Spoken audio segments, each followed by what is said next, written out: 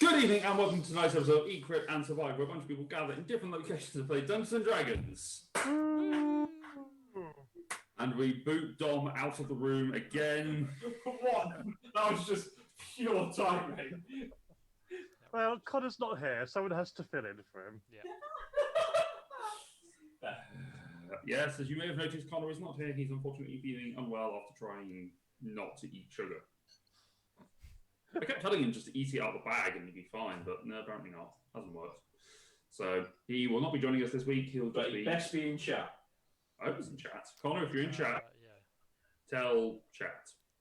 I mean, I'm in chat, so I will know if he's in chat. There we go. So in the He's not interim, in chat, at least not at the moment. God damn it, Connor.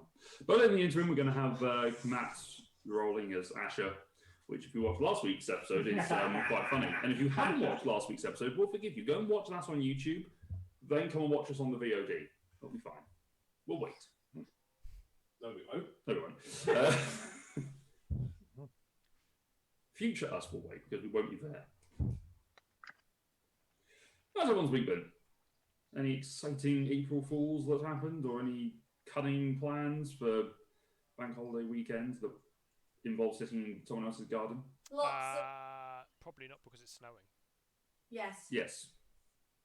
Much sun, but then I'm snow. gonna build a snowman.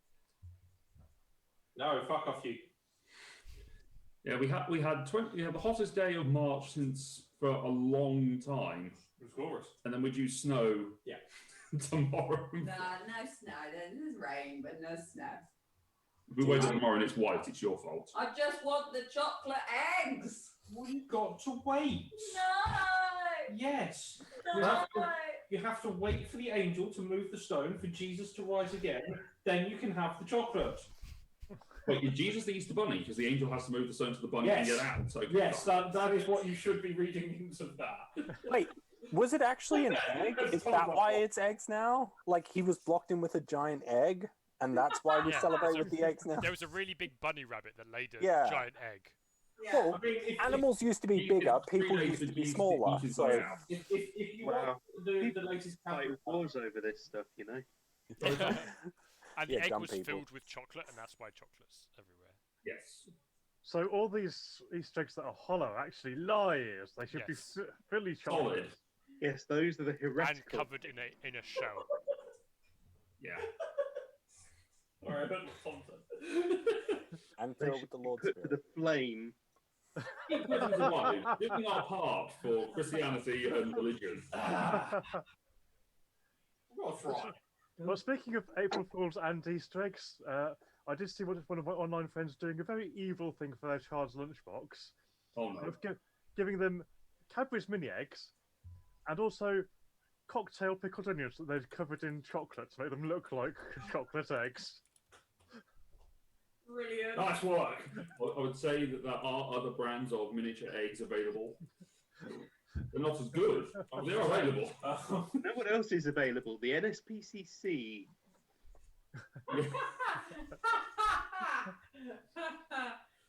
I'm not sure if that counts as child abuse. I mean, I did see a post on Facebook saying, "Mum, where are my Easter eggs? Mum, you're 24. You don't need me." And then just a picture of Childline. Yeah, being too thrown. right. My mum doesn't get me an Easter egg. I'm putting her in a home. That's it. It's done. I'm not sure. I'm not sure if mine would have got me eggs, but I'm pretty sure they'll give me a telling off for getting them eggs. Oh, why? You shouldn't waste your money on us. Don't make such a fuss. Yeah, No, fine. I'll take them home and have 2 more eggs then. Yeah. that was my mum too. No, that's an affront to their, like, they want you to save the money and use it on something constructive. And you're like, no, it needs to be spent on chocolate. So All money should be spent on chocolate. Apart from the stuff that's used to, pay for utilities and house. No, chocolate. I'm so glad my wife's not hearing this because she actually thinks that way. But you need light to be able to see where the chocolate is. I have sunlight. I don't need to pay for it. And that's not true. My wife can sleep eat chocolate so easily, and her eyes are closed the entire time. Yeah. So What happens if you want to eat chocolate at night time? Yeah, Laura, you do need lights to maneuver around this place. You can't see in the dark. The dark vision is terrible. It's because you're eating too much chocolate and not enough carrots. Oh, that's where I've gone So- wrong. So chocolate-covered carrot cake is the happy medium. And that's where the bunny comes into it because rabbits, rabbits like You need carrots. chocolate. So you need to eat carrots to see in the dark, Right. so you can eat your chocolate-covered carrots. Or you can eat the carrots with the rabbit stew, then have chocolate for dessert. Yes. You can eat double dose of carotene. You wouldn't kill Santa and eat him, so why do it with a bunny? No, but I would kill a cow and have burgers. You Yeah, might. but they're not coming down our chimney and giving us presents. No, it was an Easter bunny. You dare say you might eat reindeer. You know how there's a bunch of really dumb people in the world who think chocolate milk is made by feeding cows chocolate? Like, I'm not even joking. That is a genuine thing. Yeah. No, of course that's the thing. Why have they got 4 summers? Because if you put super cold nitrogen into them, they're going to have ice cream coming out their udders. I thought it was the different colour cow gives you. What the hell is happening in this conversation? Sorry, Ross. Sorry, Ross. Oh, I said different coloured cow gives you different coloured milk. Exactly. But I've never seen a pink cow, but I have seen strawberry milk. Yeah. Well, that's because they're very rare and they hide them away. It's actually hippo milk because hippo milk is pink. Well, I've seen orange cows, but never seen orange milk. Tastes bad. No one wants it. Guys, I'm gonna be honest. I don't have all the answers. Okay. Stop, Ross. No, this is the perfect time for us to apply your parenting technique. When Arthur asks questions, Why? I don't know, let's go find out. No, I just go. Yeah, it's because the magic cow fairy makes the milk different flavors. A magic cow fairy. Just wash my hands off that question. We're done. Daddy, is the chicken we eat the same as chicken, the nice fluffy animal? Yes, you are a horrible monster for eating them. Dom, if We you've told got our kids that fluffy- straight away. Dom, if you've got fluffy chickens, there's something wrong with them. Oh, feathers are Fluffy kind of chicks. fluffy.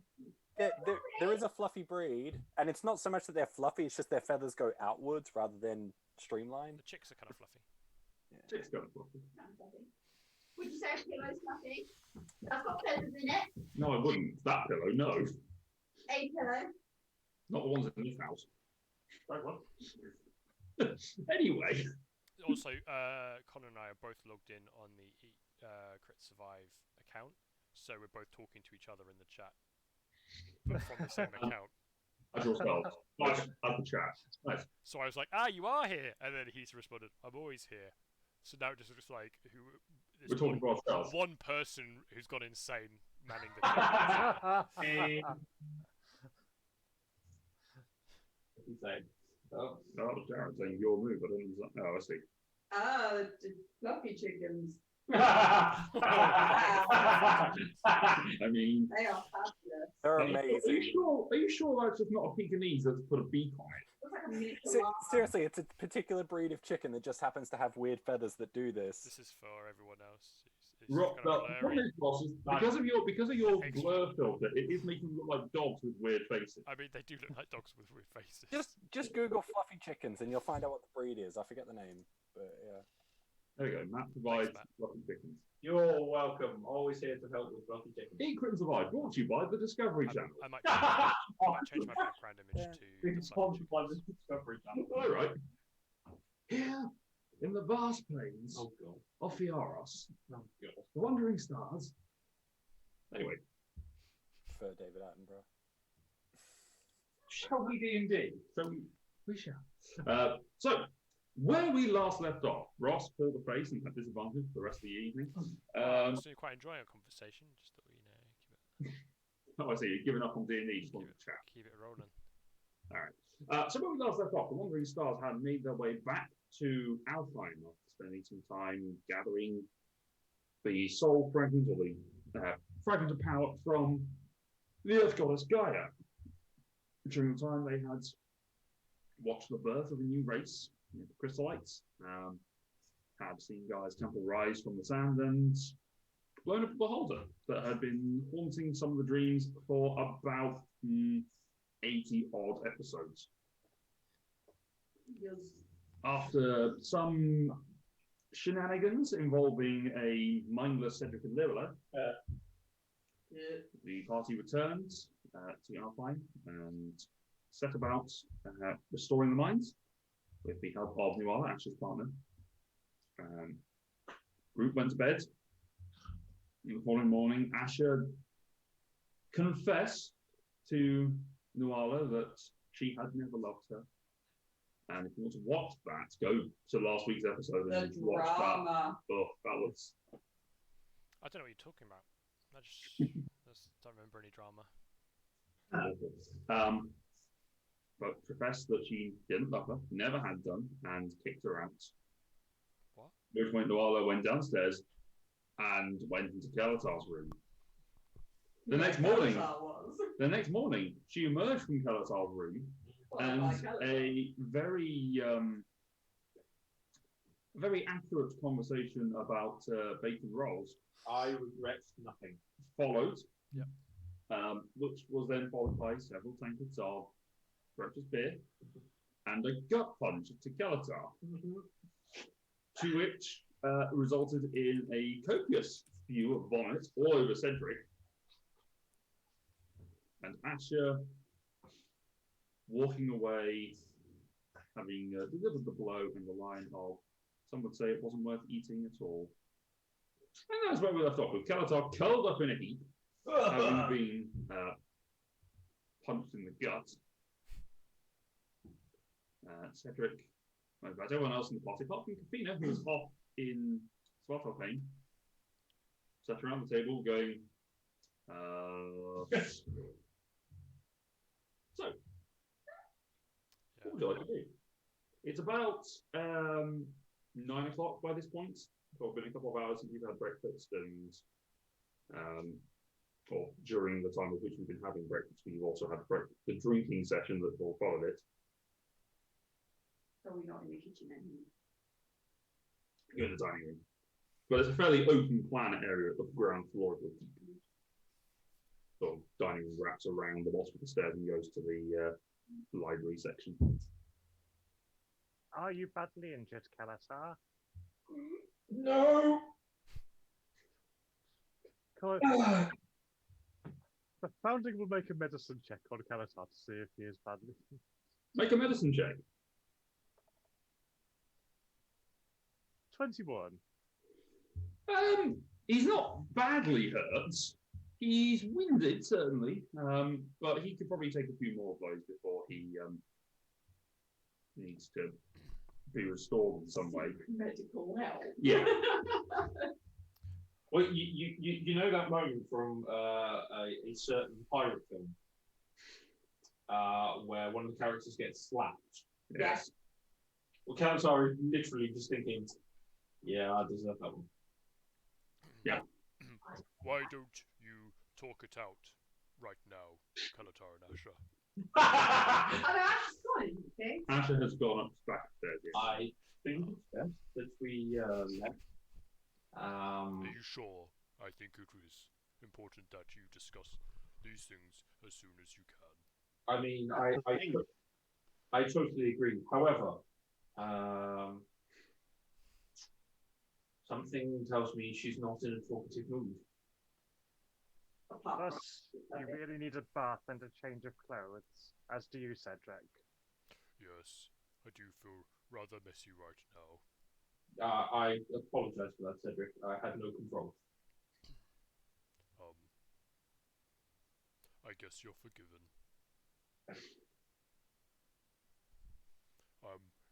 If you excuse me for a moment, and I will go off and get myself cleaned up. Yeah, you go and bathe and I will sort yourself out. Wash your. I don't know. Were you wearing your armor for breakfast? No, I probably wouldn't. Okay. I don't think. Yeah, you wash up and. We're relatively safe here, so. Yeah. I will likewise clean myself. Yep. All right. Anyone wanting to do anything this morning? Or anything at all, whilst these two are cleaning?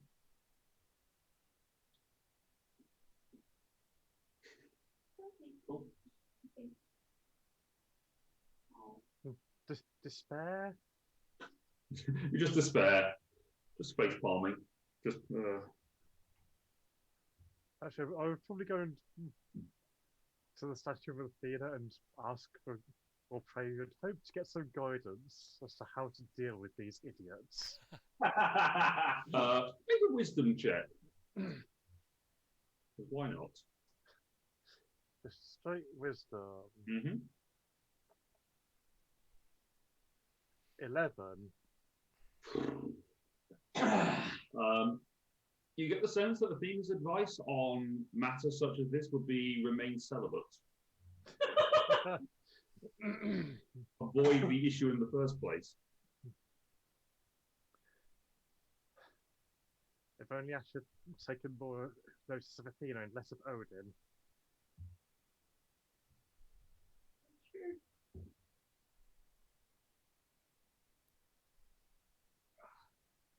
So I guess most of us would all meet up again after they're cleaned. Yeah, Kalatar, Cedric wash themselves up and come back downstairs. Lyra, Leela, and Foundling are there. Asher has not come out of her room.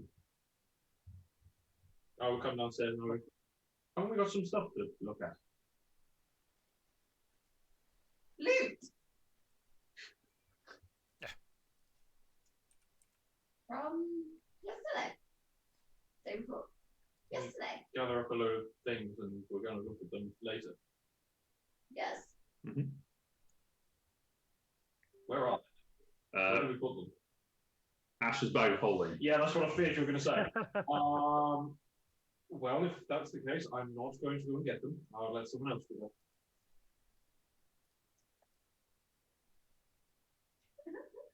Lyra will go and knock at Ash's door. Okay, but who is it? Lyra, The door opens a crack. Yes. do you want us to leave you here? Probably best. Do you want me to chop Kelatar's head off? I want to say yes. But I Good. think there's going to be enough death of these people. So Out of interest, just how foolish were you last night?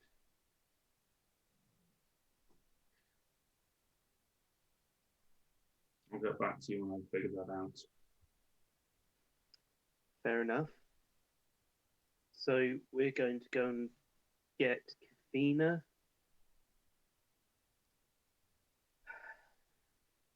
I guess try and meet us at some point. Yeah, I'll be here. Okay. Don't actually hurt yourself or anything like that. Remember, we kind of need Cedric. Don't worry, I've made a promise. You know we need you too, right? He just nods and looks away back into the room. I'll just sort of pat her on the shoulder and leave her alone. There's a bit of a flinch at the contact, but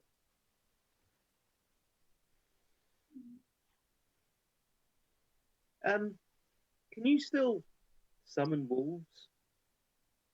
yes. I know that feel like they might be good company today. Yeah. Might go into the forest and find something to kill. I mean, sure. Maybe take Calatar in the other direction. I mean, we're leaving Alfheim probably, so Exactly. okay. Good talk. Were you just checking on me, or did you want something else? I'm just checking on you. Okay. Although someone did say something about loot from Ralacor, I mean, that triggered something for me, and I looked in my bag and I found some half rotting eye stalks. maybe they meant something else. My mind's a bit of a blur. I don't remember. Well, she reaches around and just passes you her bag of holding. There's stuff in there, and also this, and just hands you a leather pouch that feels a little bit full as you hold it, but as you look in, there's nothing there. But, The pouch that feels full, but there's nothing in it. yes, but sort of as it moves, you just hear sort of a clicking of something against it, like bone maybe, or teeth. Interesting. I want that back, but What, all of it? Or well, I mean, we can discuss it. Then I'll take stuff. It's but I wanted the teeth. I'm intrigued by that. okay. I'll take the tea bags downstairs. There. There are returns with a bag of holding and a small sack. You returned with your life then. Mm-hmm.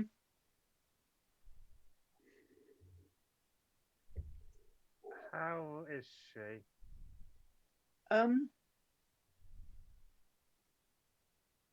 She's sort of in her coping mechanism. She's sort of in the midst of it, and trying to extract her from it at this point would be a really bad idea, I think. So we'll leave her alone. And hopefully Yes, we she can will- go and get Kiphina and come back to Asher later. Hopefully she'll have cooled down by that time. Kelazar, Oh, Asher was very, very foolish last night, I think. yes. Were you, by any chance, very, very foolish last night?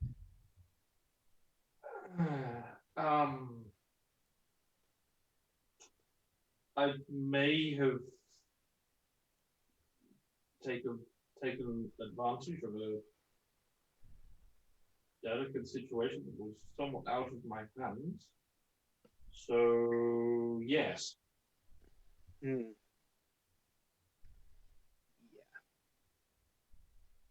As Kira leaves the room, she'll just slap Kelazar around the back of the head. Yep. That one too. Okay. Are you stopping to look at the loot, or are you wandering off and just heading over to? New things! I'll leave the loot for them to look at and walk out to the airship, Okay. which I think is here. What was that, sorry? I think that's here. What is, sorry? The airship. The Yeah, the airship is here, yes. I Sorry. lose track. Yeah. Okay. Okay.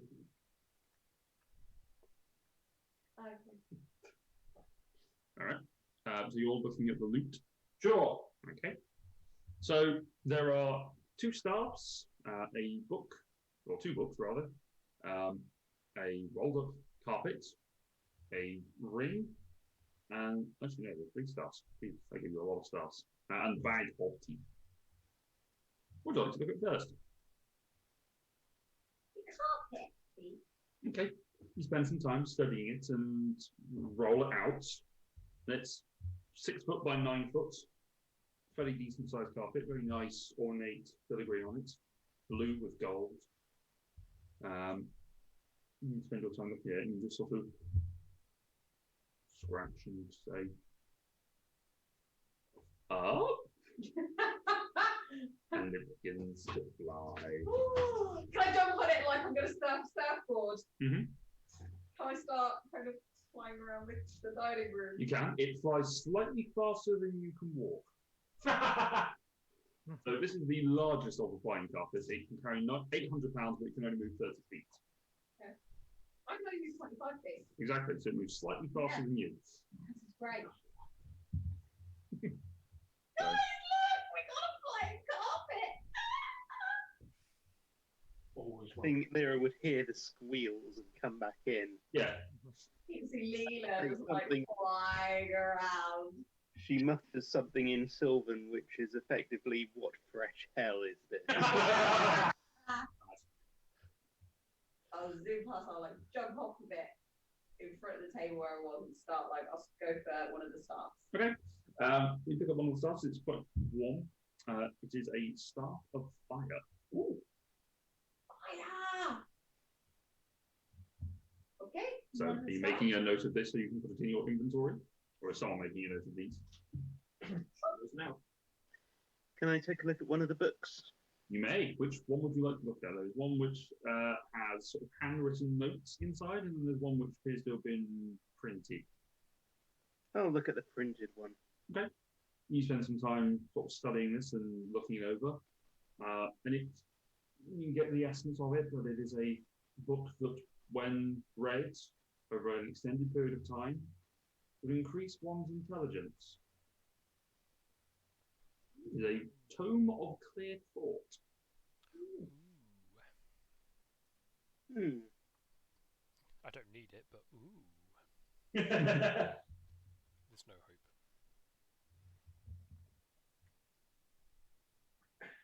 I look at the next staff. Okay. The next one, which sort of found with the first, is a Staff of Frost. Stuff of trust.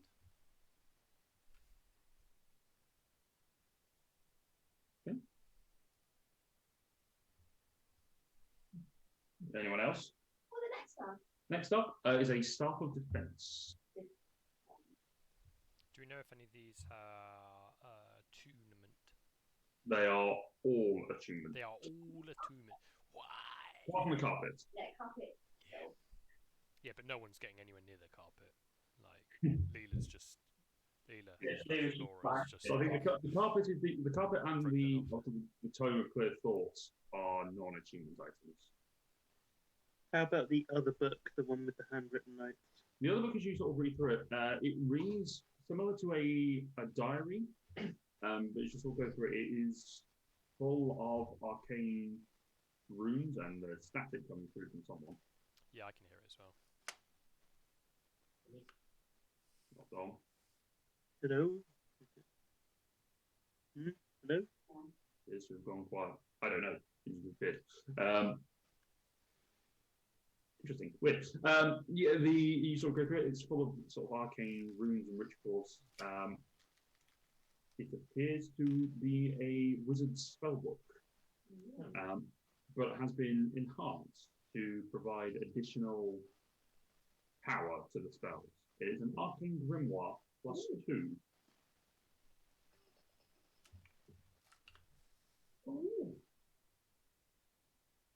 Yeah, okay. I think that's you, Tom. That's what the crap. Also, I'll just put you on mute to just test the theory. It's weird because they only seem to happen when you speak. Yeah, I know. No, it's not. Is it? I think it is. Just do it. He just unmuted himself. That's okay. Crack on. I'll mute until I need to speak. Thank you. And the ring is a twisted platinum band. But as you read it, this is a ring of continuation. This is a non-standard item, so I will read out what this one does. Whilst wearing this platinum twisted ring, a spellcaster can maintain concentration on a spell for a number of rounds equal to their spellcasting ability modifier when casting another concentration spell. If concentration is held on both spells and the caster takes damage, the caster must make a saving throw for concentration against both spells, or for both spells. Is that one attuned? That is, yeah. Is that it? That is it, yes. Oh, and the bag. The bag of teeth? The bag of teeth. I look in bag of teeth. You look at the bag of teeth. These are the teeth of Delvar or Dalvar Nar. Yeah. It is. Do you want me to clarify what any of those items do? I mean, the back. The teeth. What was the ring called again? Sorry. The Ring of Continuation. So the teeth of Delvarnar are stories given form. They are a collection of teeth, each suggestive of wildly different origins and made from various materials. The collection rests within a leather pouch stitched with the images of heroes and whimsical creatures. Where the teeth fall, they bring legends to life. While you are holding the pouch, you can use an action to draw a tooth. You roll on the table to determine which tooth you have drawn, and you can either sew the tooth or implant it.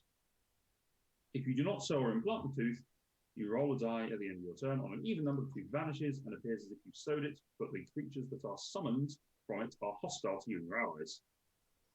On an odd number, the tooth replaces one of your teeth as if you implanted it, essentially replacing another implanted tooth. Each tooth is only used once. You track which teeth have been used, and if a tooth is out of 3 rolls, you draw the lowest unused tooth on the table. To sew the tooth, you place it on the ground in an unoccupied space within your reach, or you throw it on an unoccupied space within 10 feet of you. That is at least into a body of water that's at least 50 foot wide and 50 feet long.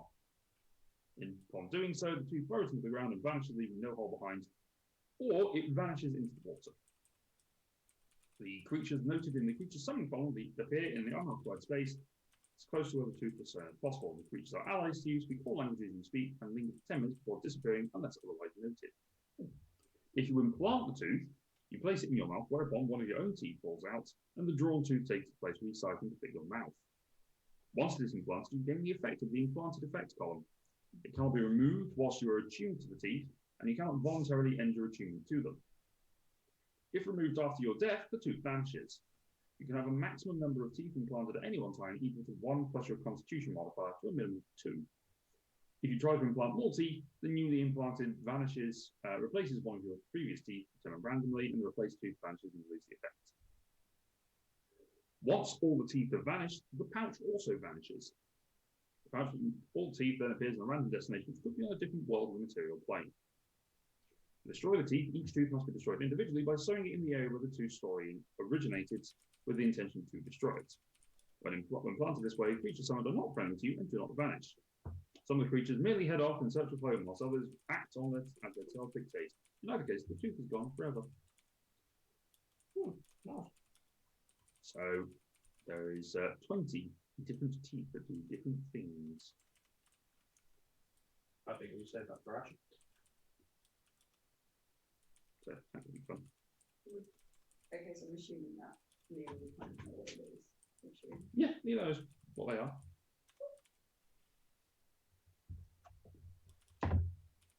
Guys, magic tea!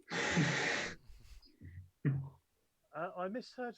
I missed hearing one of the staff. There was a staff for defense and a staff for fire. What was the third one? Frost. Start with Frost. Okay, cool.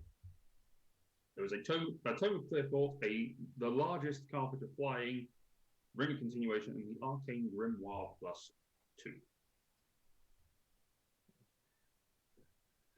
There's nothing there that looks overly useful for me. I'm quite happy with the equipment I have. I mean, if no one minds, just pop back on the carpet. I wonder if that carpet could carry the crab. £800. Oh, that was the crab. Crab is £500. Oh, damn! Aero assault weapon. Yes! I like it. Oh, no. What have you done? I rolled items and I didn't consider this possibility. You boy! You knew. He knew. I mean, on the plus side, it gives a little bit more credibility to where this the meteorite might fire off in random directions. Instead of being a D8 in directions, it might be up and down as well. Yes! Even more unpredictable. We've often had trouble getting the crab through places, so that might make it a bit easier if it can just be floated across gaps and things. I think the crab is a little bit wider than the carpet, though, so the carpet would sit underneath whilst the legs are just underneath, like the claw machine from hell. Is anyone else interested in this ring? No. Laura shook her head after she wandered off camera. So. Sorry. Don't think it would help me in any way. So I was just like, Leela's got what she wants. I'm off now. Bye. I'll hang on to it for now and check if Kiphina wants it when we see her.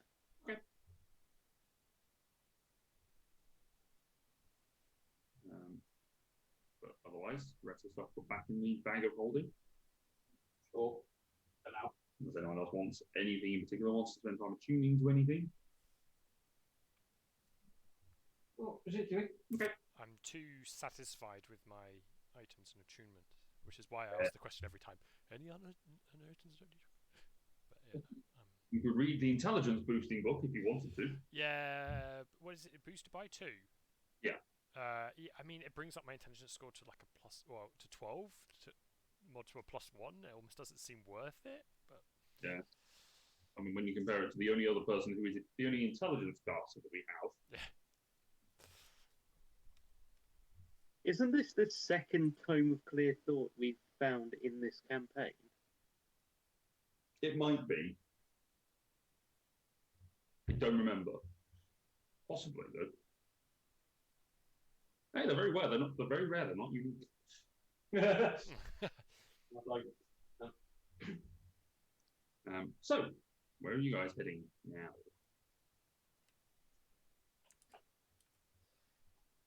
Well, Asher needs a bit of time to cool off, I think.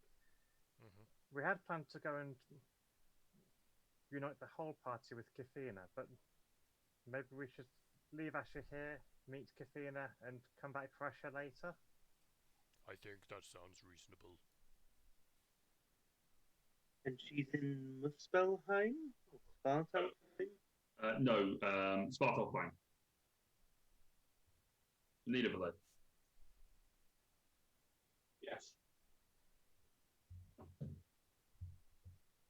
Nidavellir is the city, but Svartalfheim is the island. Okay. Understand. But those are the names of the things. You don't necessarily need to know what they mean in real life. All right, so you head off, grab on the blimp, and make your way across the Bay of Yggdrasil. Yeah. Okay. I mean, you could contact her before you go to let her know you're coming. Nah. It's not our style. Where's the fun in Fair that? enough. All right, so you get onto the grab with, I assume, the usual pilots of Cedric, Foundling, and Leela. The blimp. The blimp even, not the crab. It's a very long journey. All the crab. Flying on the crowd. Very long, very cramped journey. Yeah. No, we just form a pyramid in order of size, so I'm afraid Cedric's on the bottom.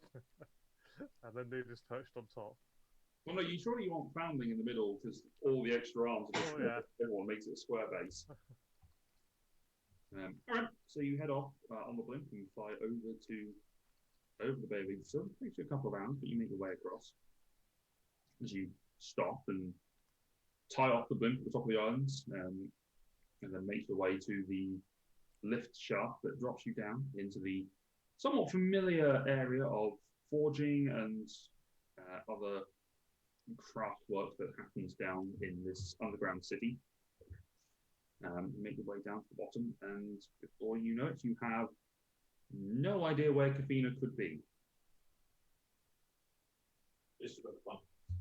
Yeah. Maybe we should contact. Or I'm muted, Tom, still. Do we see any particularly buff males? Make a perception check. now's not the time, Leila.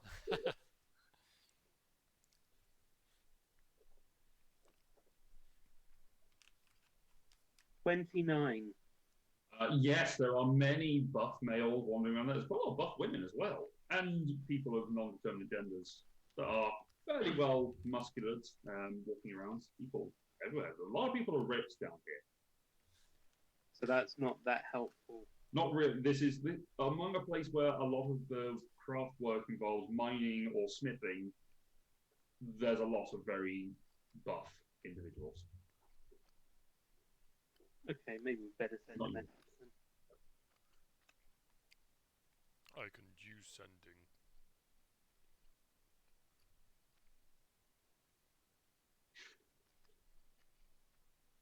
Okay then. I mean, the only thing that I would Thank say you for that- everyone's input. I think I'll do that. I will send a message to Kiphina Mm-hmm. and Same. and say, oh yeah, mushroom. Hi, it's Cedric. But I'm counting syllables here. Where are you exactly? Please respond. Thanks. Bye. I see. Thanks. I went off to Svartalfheim to do some work. Yeah. I asked specifically, Kiphina! Specifically! No, you said exactly. Oh, And I'm exactly in Svartalfheim.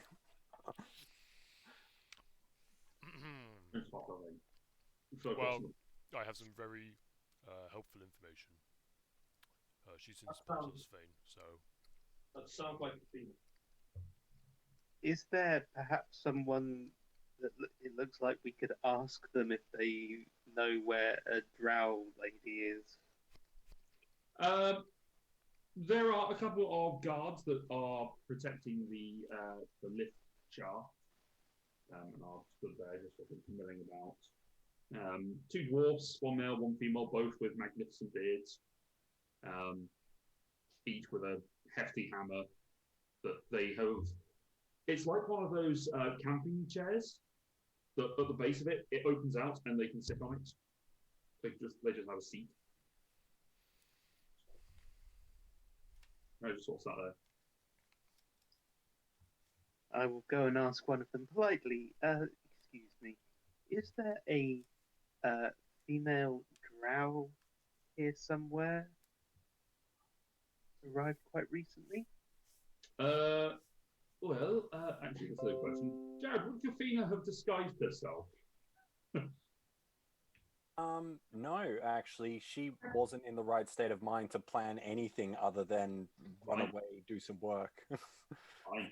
I was going to say, when we spied on her, I think She was in drow form. she was her. She was here. We saw a drow wandering off towards. She came down yesterday. It went off towards the smithing quarter. Thank you very much. We'll head that way and ask again if we don't find it. No, no problem. No problem.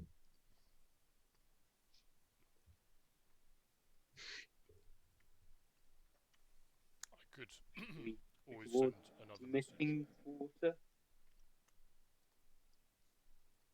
Okay, make your way towards the smithing quarter.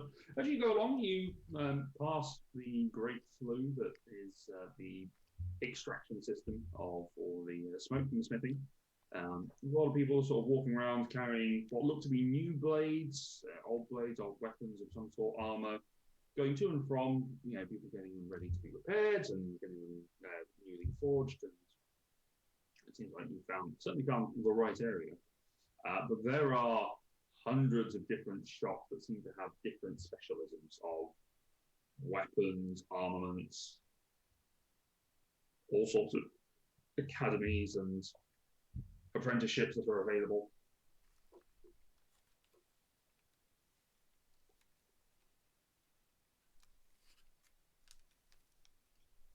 No obvious signs of a drow, though. Plenty of minotaurs and plenty of dwarfs, few humans, and even the odd Goliath and fire giants just sort of strolling down the street.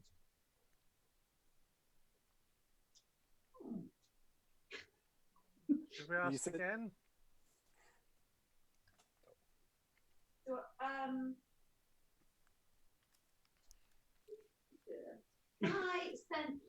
know the area in which she was. I described on her, didn't I? You know the interior of it, yes. Oh, she was inside. Yes.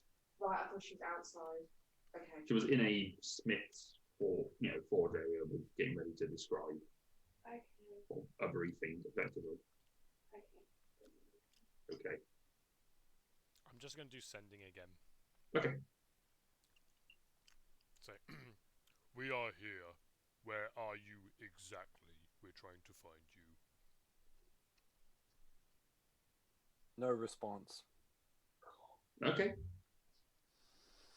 It has been just about 24 hours since you last saw Kiphina.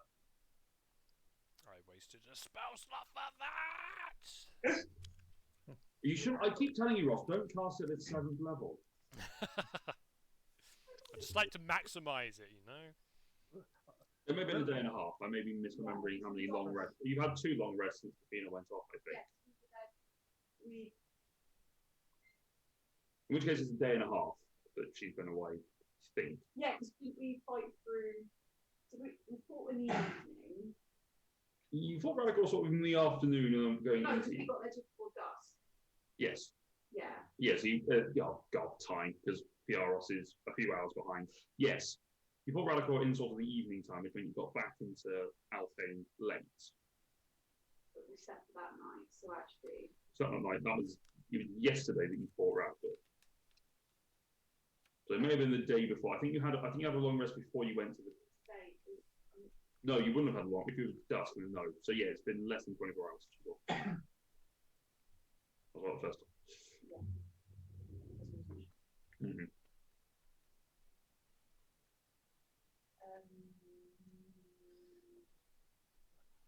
Is there possible I can politely ask if they've seen a drow around lately? There are many. I would politely ask one of them if they've seen a female drow around lately. One of the dwarf men that's sort of walking past goes, "Yeah, you've seen the drow. Bit of a taskmaster, that one. Because apparently going around offering much coin to someone to be able to build a thing. That sounds like our friend. Do you know where we could find her? Not a fucking clue. Well, thank you very much. Hey, you're welcome. Trots on. It appears she doesn't want to be found. Don't really know what to say to that. We could split up and look around individually and meet back here in an hour or so and bring Kiphina along if we find her. So we synchronize watching. Hack. We would look at the sun at the same time. Yep, synchronized. You're underground. Oh yeah. Where's an illusion of the sun. All right. What are the groups then that are splitting off? I was just thinking individually because foundling is faster because run around and look in lots of places. Okay. Lyra will go on her own and be stealthy. Did I bring my carpet? If you wanted to, you weren't here. She wasn't in the room to ask. But if you wanted to, you brought the blimp, so you could have brought the carpet. Yeah, she would have like rode the carpet into the blimp and been like, is there a space to fly the carpet? Yeah, there's plenty of space to fly the carpet. You can just go up above the buildings. It's a fairly vast cabin. I will fly, but I will also kind of have. I mean, I can't look from the drone. No, I'll keep the drones kind of near me. Okay. I will fly above the buildings and look for her that way. Okay.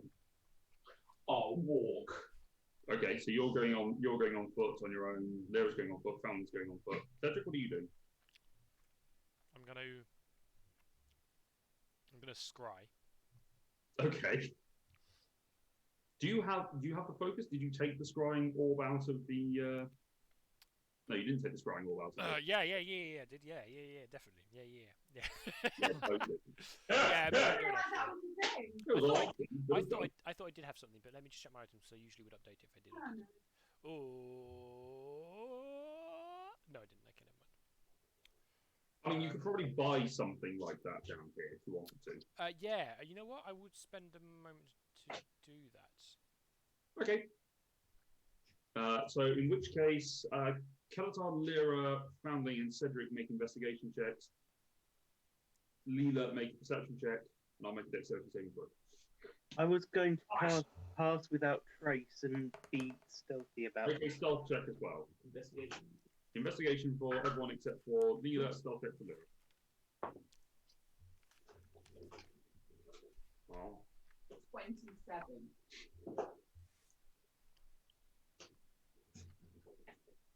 Oh, so it counts. 6. I am fast, but I am not observant. Keep fast. 28. Three. I fail to see a drow-shaped blur as I speed past. 36. Investigation 18. Okay. Cedric? Oh, 12. Okay. Cedric, you make no headway on finding Kiphina because you spend a good 20 minutes or so trying to find an item for your scrying. Yeah. Eventually, you manage to find a shop that is willing to sell you the appropriate mirror. A mirror is a yeah, I think it'd be a mirror or crystal ball or something like that. There with. I'll double check. I can open up this. Silver mirror.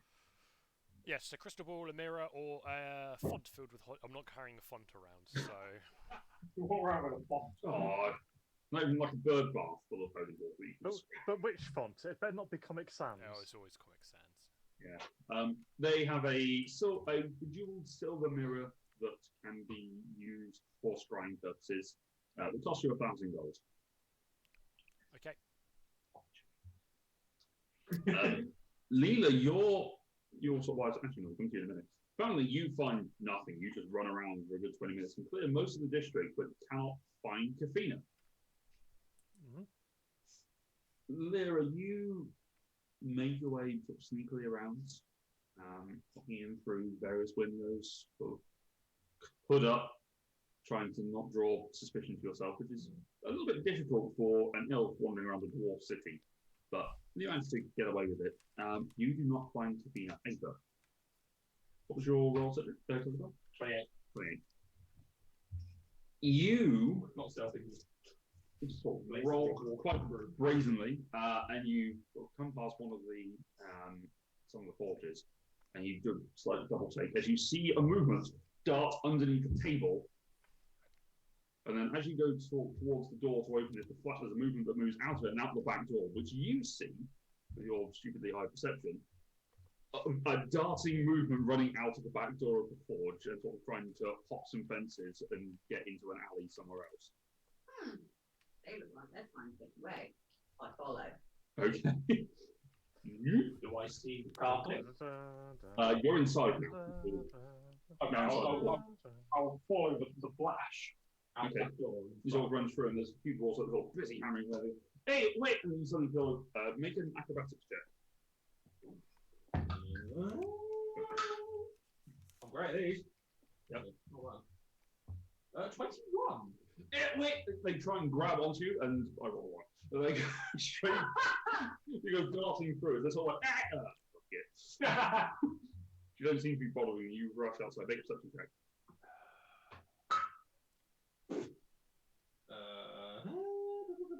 10. 10. Fuck, where'd it go? That's a carpet. Okay. You Follow that carpet. from your bird's eye view, it's very easy to see a shape just sort of running. It's like watching Pac-Man and just through the streets. Kiphina, make a perception check. What check, sorry? Perception.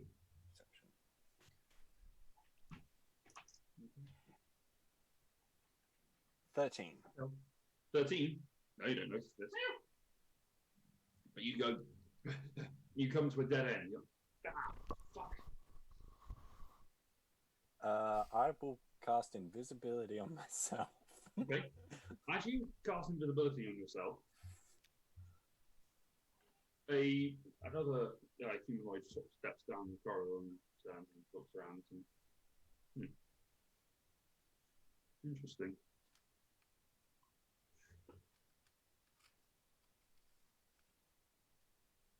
There.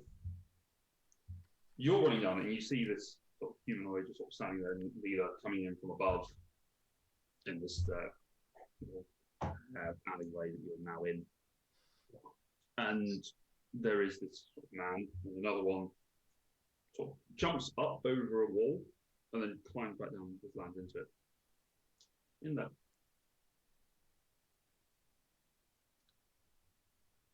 Man. Another one. Good. Saves us time. I need for Kalatar, Kiphina, and Leela to roll initiative. Ross, can you pick up Leela for me? Ross, not feeling great. Yes. I'm going to very rapidly draw a different battle map.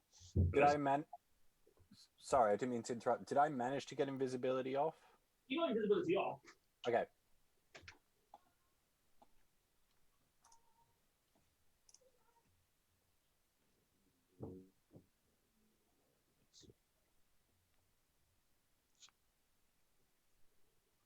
So we have talk amongst yourselves. Da da da da.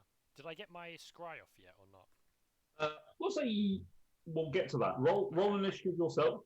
Doesn't scrying have a long casting time? Oh, does it? If it does, I'm out of this fight. The whole time I've not used this spell. Sorry, guys. I just realised I don't have the components. I don't have. Yeah, casting time's 10 minutes. I see guys in the end of this fight. Someone's stabbing you and you're like, excuse me, I'm very busy. How quickly after buying the thing would you have... I mean, I would have cast it straight away because I only went and bought it so I could cast the spell, basically. So. Okay. I was going to say before, when Luke said there doesn't seem to be a sign of a drow around here, it's just like, you just can't find the drow droppings. I did wonder if we were going to have to make a survival check to try and track you. Yeah. I love that though. Like, where are the buff men? Feet will be there. That was plan C. Hire a pub to do ladies' night and put on male strippers and wait for Kiphina to turn up. That's 50-50 at this moment. Yeah. Currently, buff man not as important. Oh, that kind of 50-50. I thought you meant 50 gold, 50 silver. Just to... The second you said that kind of 50-50, I was like, wait, is he thinking that she swings both ways? Because it's like, she's been a revelation. All this near-death experience has got her more in a deep touch with herself, you know? But no. Alrighty. Touch with herself. Yeah. Sorry, did you want everyone to roll initiative or just some people? Just for the moment, just Kalatar, Kalatar, Kiphina, and Leela, because they are the only ones who are anywhere near this.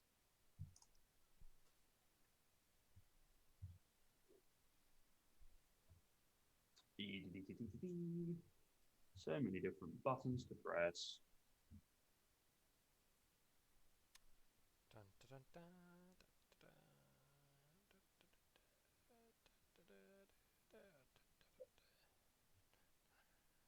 Stop, we'll get sued.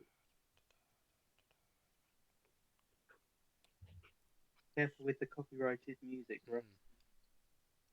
That was. What do you mean? That was a very. It's fine. We've got a very original score.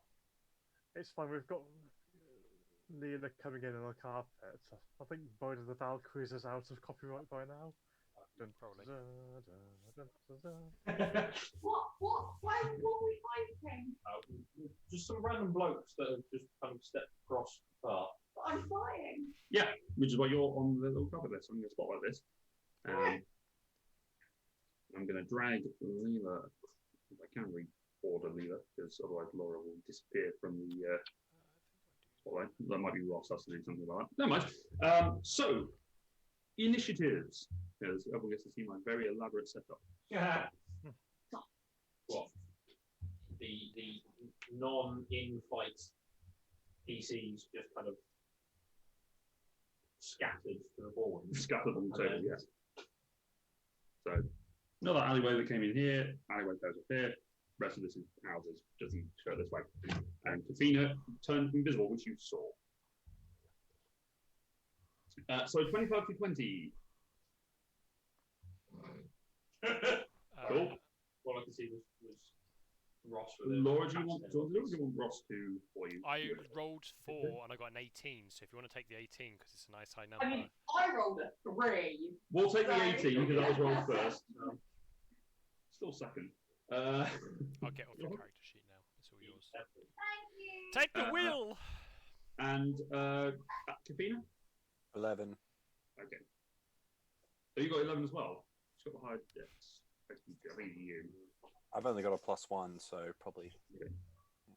So we got those at 18. 18. Cool. 11. Kiphina, that's 11. Okay. In case anyone else comes in, Cedric is out of the fight. Okay. Cedric isn't great. Is off doing something else. In fact, Ross, I will message you something that you can do to help me out.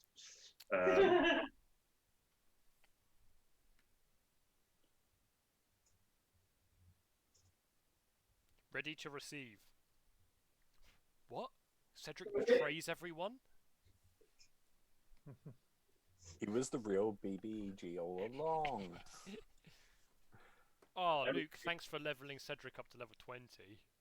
I'll get on that now. Oh, I wasn't meant to tell everyone. Oh, good. I'll tell you what I'll do, because Foundling's not going to be involved in this one either, because Foundling rolled so poorly on investigation. So I'm going to put you in this as well. You can do the same thing. Ooh.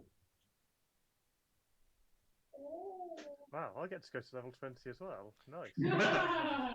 Fuck's sake, so you roll badly, you get leveled up. You roll well.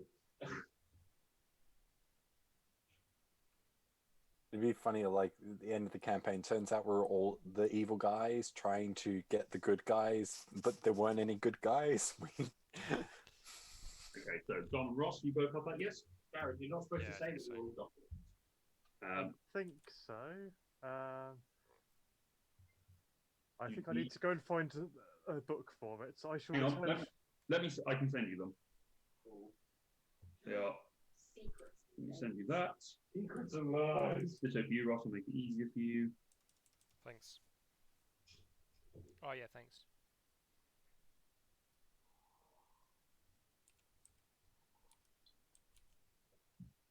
Oh. So they can see. Let me do that. Dun, dun, dun, dun, dun, dun, dun. Sorry, I can't sing that. That's all right.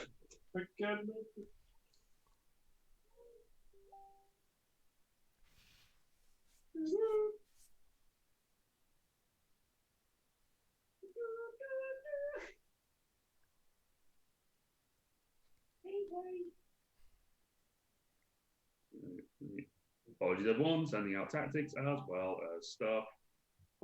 D&D Beyond, guys. Secrets and lies.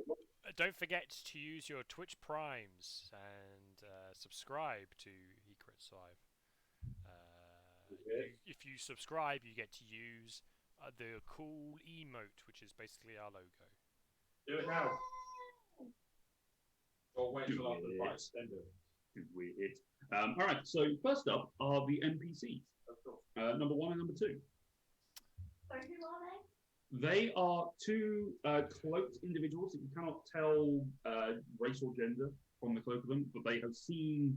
You don't have no idea from your height, but they are just sort of looking around, and this number 2 has hopped over this wall to join the fracker. So I followed where I think is B, Yes. and they've disappeared. Yes, Kiphina disappeared. Kelazar is down here chasing. In fact, actually, Kelazar would be a bit further back because you were flying, so you're probably a little bit closer, so actually probably more like rats. Right. Oh, And so B's disappeared, and then these guys rocked up. Yes. Seemingly out of the shadow. Excuse me. Okay. So, yeah, Go. Yeah, and number 2, I mean, we'll just go straight in hard and heavy. Yep. And we'll try to plane shift Kelatar the hell out of here. Okay, so you are going to... Well, it's, you have to do a melee touch. Is it within, what, 5, 10, 15, 20, 25? I'm probably out of range, actually. What's going on? Doesn't plane shift have to be a willing creature? Nope, you can do it as an attack. Okay. Double checking, doesn't that also take the caster at the same time? Nope. Am I, I'm number 2, aren't I? Yes. Bollocks. 5, 10, 15, 20, 25, 30. Okay, in which case, I'm going to do something else then, because, definitely within range. I'm going to... I mean, if Dom wants to jump in at any time now and do what he wants to do instead, that'd be great. Just if he's got a plan. So, yeah, you say it can be done as an attack, so I guess Backtrash number 1 is going to do whatever's necessary to attempt to plane shift this orc that's just appeared. Yep, so make a spell attack. There we go, okay. You can do it. Okay, plus 10 to hit. Dun, dun, dun, dun. Can you say that? 13. Yeah, look, we're rolling, so it's fine, guys. Don't panic. Yeah. So you go, the creature reaches out to try and grab onto you, Carl, and you, on your run, you put your foot, weight on your front foot, push yourself back, so hand just passes in front of you. Can I see this creature? As if, like, can I see the physiology of this creature? Just sort of rushing in, the creature sort of, it looks almost humanoid as it comes in, but something's off. You're not sure what. Okay. Are we aware of That's what reaction. Kiphina is, by the way? You can see Kiphina, yes. Okay. Okay, well, I guess that's this That's one's yours. turn done. That's your action, yep. I will get within melee range of Kiphina then, please, and just go for... in fact, I will try also just plane shift the hell out. Okay, make a spell attack. I would love to. Does he make that... Because it's actually a spell attack. Does he make that with disadvantage because of the Oh, no, he can see. No, can see you. Does a 21 hit? Yes, it does. Kiphina, the hand comes out and grabs onto your shoulder. You feel this pulse of energy as if it's trying to throw you away. Make a charisma saving throw.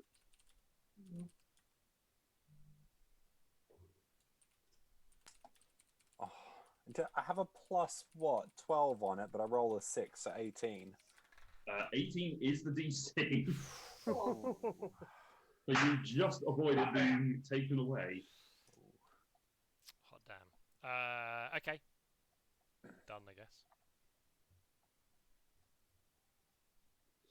Alright, that is the end of their turn. Lena, you've just seen these creatures come up and rush up. One's grabbed Kiphina, the other one tried to take a swipe at Kalatar, missed. I can't see B. You can't see B. Oh no, you just saw this go grab onto something. I can see that guy go into the plaza. Mhm. Okay. Has the guy got a hold of Kalatar? No, missed. Do I have movement to swoop down and pick him up? Not like pick him up, but swoop kind of fast enough that he could try and jump onto the carpet and then fly away. Sure. I'll say you use your reaction to basically push off and pull yourself back. So as you come down here and you swoop down underneath it, Kalatar jumps and you can go back up another 10 feet. However, number 1 would go for an attack of opportunity. Yeah.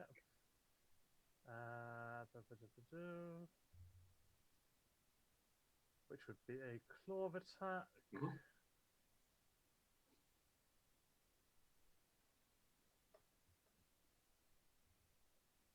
Oof, 23 to hit. That hits. Yeah, that does it. So roll for damage.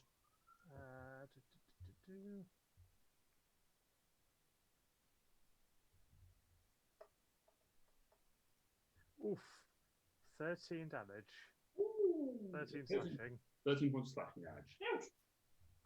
Make a perception check as you're doing this jumping back with disadvantage because you are in the middle of trying to leap onto a. Yes. Ooh. Disadvantage. Yeah, no, fine, knowing this, I've really done, don't worry. 16. 16? Okay. As the thing comes and the hand comes back to try and cut against you, and you see these sort of great talons coming out. It seems to hit you sooner than you expect. Oh, okay. Nice. That's your movement. Yeah. Did I see me go invisible? Yes. I will cast see invisibility. Okay, you can now see Kiphina. Yay! And I'd be like, the other one's got her over there. I will. That's your action and your movement. Yeah. Bonus action. I will drone number 2 to try and get. So drones come out. There's like 3 flying things. As a log rolls across the. I was waiting for the ball to come straight down. Yeah. So Yeah. 2 drones. I'm going to use white and yellow because they're the easiest to see on the screen. 2 drones there. Go for it. Yeah, of course. Yeah. Wow. Okay. They both rolled 5. So 16 for both of them. Missed. 16 just hits. Oh, did it? Mhm. Yay! So Good to know.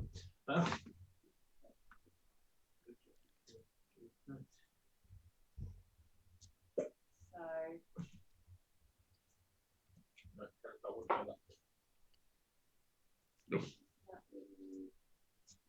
Oh, I hate my Yeah, right. So it's 20 points of piercing damage in total. 20 points piercing damage. Back down number 2. Okay. That's number 2. Sorry, it's your turn. Can I tell Kalatar that I can? Oh yeah, I just shout. I can see her. Yeah. How high up are we? From that dive, you probably would have been a fair distance coming down to the feet. You probably would be about 10 feet off the ground. Okay. So not very far, but enough that you're out of the way. Well, in which case I will fire 3 Eldritch Blasts at this thing that just tried to touch me. Okay, make your attack rolls.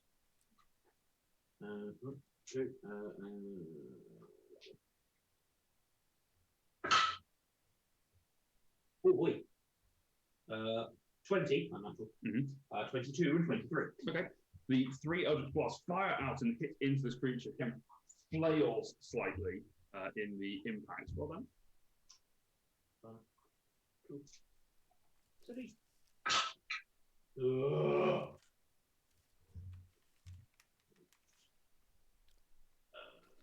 23. 23? Okay. The creature's sort of the barrage of impacts into you. I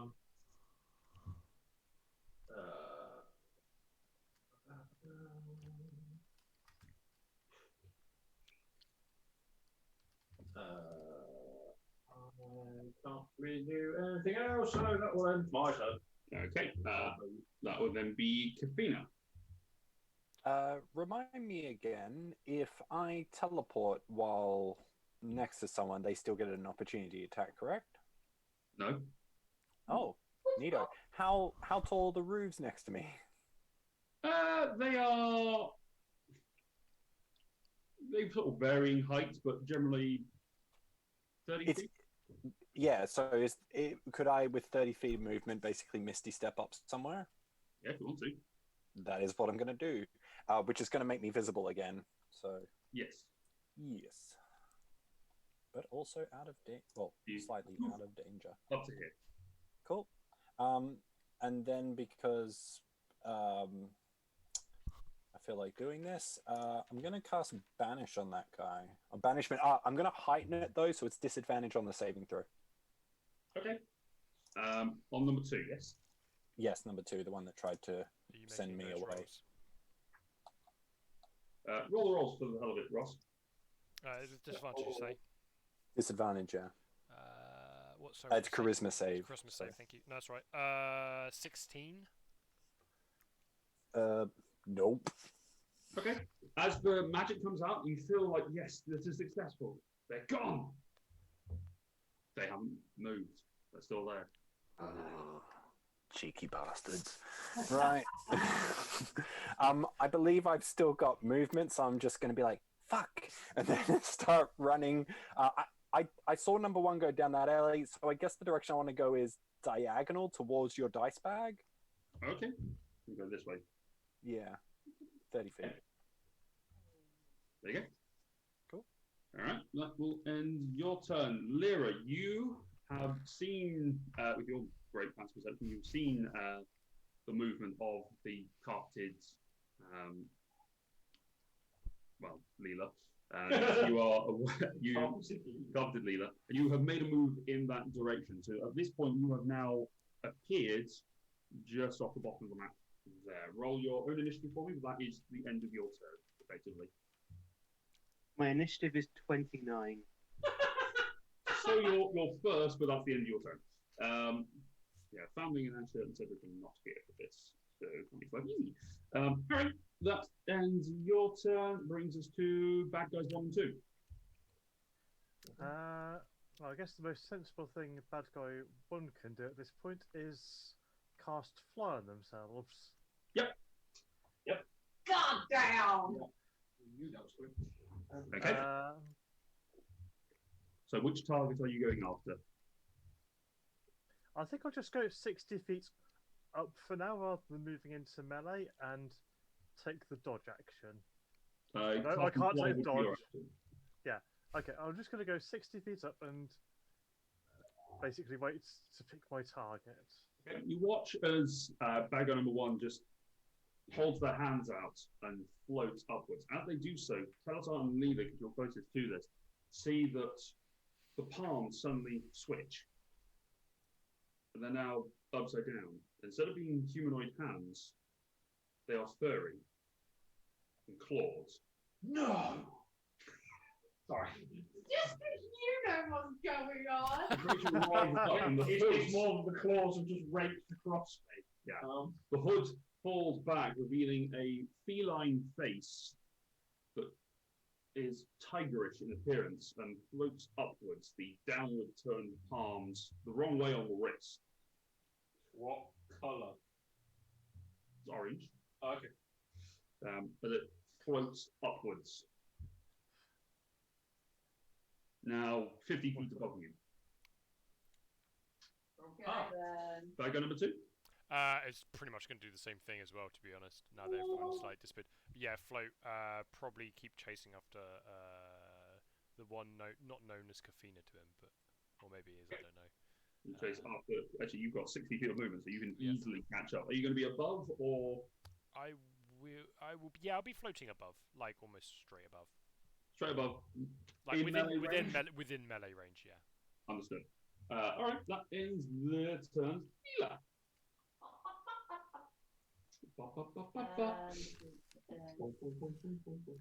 Okay, stop. Close doesn't have public domain yet. Oh God, no.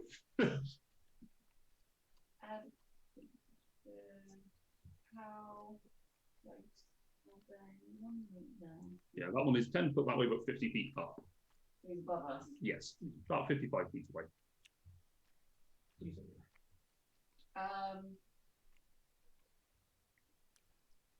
I will.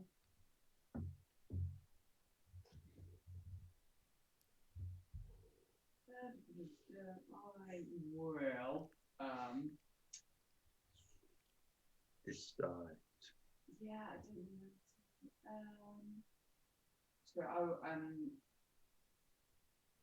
Did you do Scorching Round them already? I'll just blast. No, I was last. I went with standard. I was Scorching Ray level 2. Okay. Make your attack rolls. 3, isn't it? Yep. Yeah. I will do it. They're both flying. Yes. I will See both of them. number 2 on number 1 and then 1 on number 2, just to be really annoying. Sure. You'll put those on them. As long as you can still see the numbers, never mind. 17. Hits. For number 1, for the 2. Oh, yeah, but I was 3 times, didn't I? 27. And then for number 2, it's cocked. 14. Misses. So, okay, so number 1 gets both. Okay. Those. As the impact hits, the pretense is gone. The impacts hit and have no effect.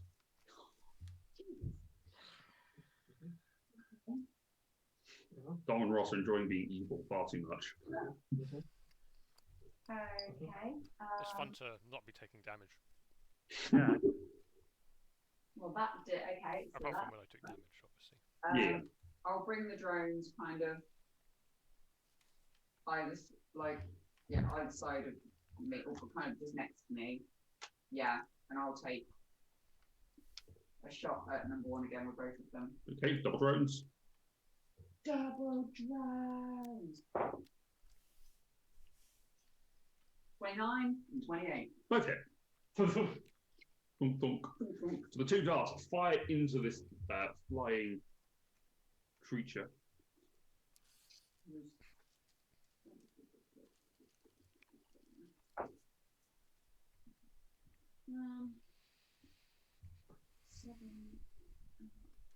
16 points to number one. 16 points of damage to number one. So make a Constitution saving throw to see if you maintain concentration on fly.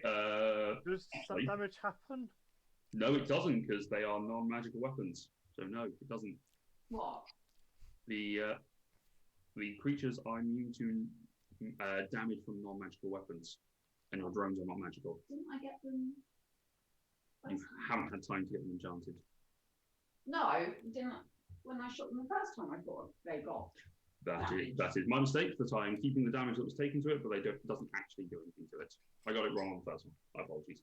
Oh, that's not fair, because if I mean, I can take off all the damage if you want. No, because They were. I would say that they were acting for the sake of giving the appearance of being injured, but now they have dropped the pretense that they're being hurt by this. Well, if I knew they weren't being hurt, then You've only just found this out. Leela has only just found this out. fine. But for the purposes of my error, they have taken the damage from the first one. Yeah, suck it. Wow. So magic doesn't hurt them, but non-magic doesn't hurt them. Yeah, these creatures are bitches. These are terrible things. I don't know about you, bad guy number 2, but I smell a CPK in the offing. I will then fly the carpet towards Lyra. Okay. You go 30 feet. 1, 2, 3, 4, 5, 6. Get there? Yeah. Okay. I'll let some of the drones follow. What's the drone's movement speed? He said 60. Oh yeah, in which case fine. Yeah. Okay. Kalatan. Yeah. Now you have seen their true Oh form. no, sorry, it's 30. No, in which case Yeah. they're over here. They are still here. And I have nothing that can hit them. Well, I have many things that can hit them. I don't have Lyra will anything. shout back to her and be like, "What the hell's gonna kill these guys?" Make a history check, Kalatan. History or Arcana? Well, I'll take a guess before I look at which one I prefer to go for. Yeah, I thought so. Arcana? No. Let's go with the one that I'm actually doubly proficient in. Yeah, 30. 30, okay.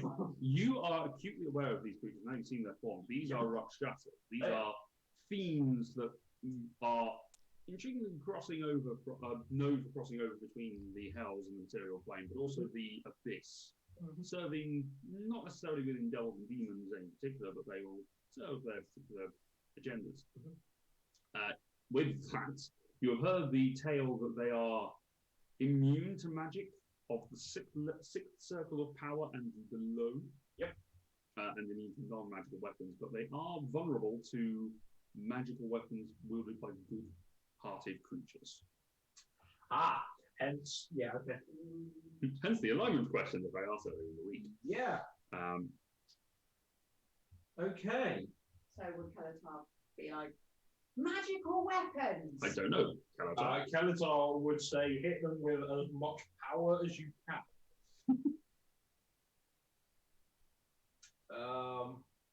And looking at his 7th level. Bleh. Oh, no, you can't, can you? Multi-class. well, You have 1. I have. Kiphina, you're up next. You did not hear what Kalatar just said to Leela. I have one opportunity in the 6th circle of magic, and Okay. one opportunity in the 7th. Okay. It was 6th and below. Oh, below. So you have one I opportunity have in the one second. opportunity with an overly cast something. It's a case of what? Mm. Because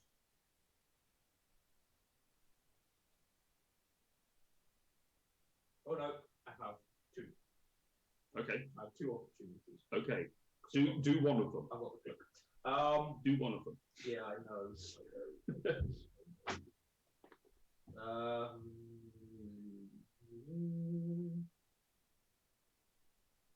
No, that's a reaction. Hello. What's he Yeah. thinking? What, were they immune to the drones? They were immune to the drones, yes. But from what Telesar has said, it sounds like they wouldn't be immune to trick. I was just looking at that because I didn't know if Trigger was. Trigger is magical. It is magical. That's fine. Yes. Fuck it. Oh boy. Let's try a 7th level. Oh, actually, can I do that one? Oh, no, shit. Do the thing. A 7th level chromatic orb. Okay. And which one? Number 1. Okay. The one that tried to attack me. Okay, number 1. Make your attack roll. 22. It's what flavour? Strawberry. Oh, that's the cows again. Chocolate flavoured chromatic orb. Lightning. Lightning. Okay. Roll the damage of the 7th level. 98. Can you not do that on the screen? It will take about 45 minutes. Okay, about as long as it takes you to snap. That's pretty quick. Okay.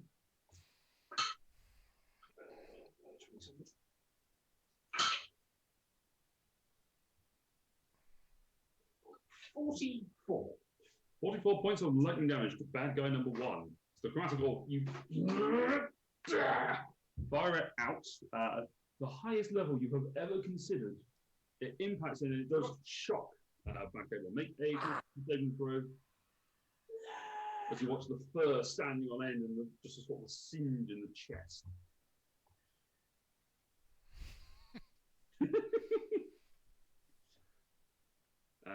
Yes, con save and see if you maintain fly.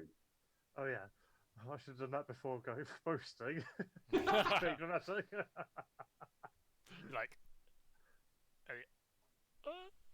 Like Wile E. Coyote, yes. yeah. The Roadrunner. Oh, Wile E. Coyote just going, yeah. Oh no, I don't think that makes it because that's only a 15. Yeah, that fails. So you fall 60 feet and take an additional 10. 23 points of bludgeoning damage and fall prone. Ow. So that didn't work out. That's your action. Anything else? Nothing with it. Kiphina. Okay, sorry, I had to run to the toilet. What was the attack that last happened against me? Against you. Nothing. No, number 2 just caught up to me, but didn't get a chance to attack me. Correct. All right then. Let's go for the fun one. I'm just looking for a quick way to roll this. There we go. Right.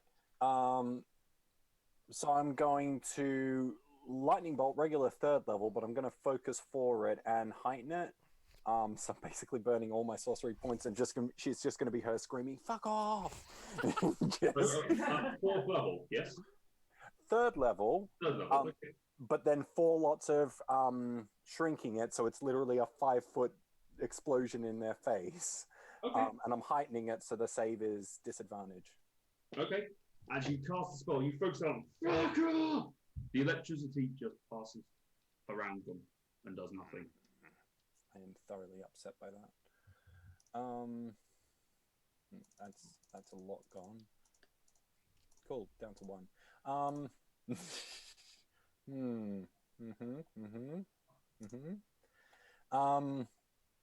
Misty Step again, but I can see my allies, right?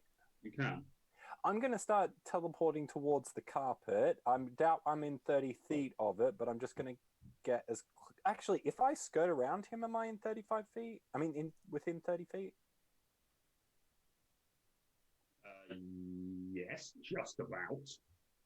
Then that's what I'll be doing.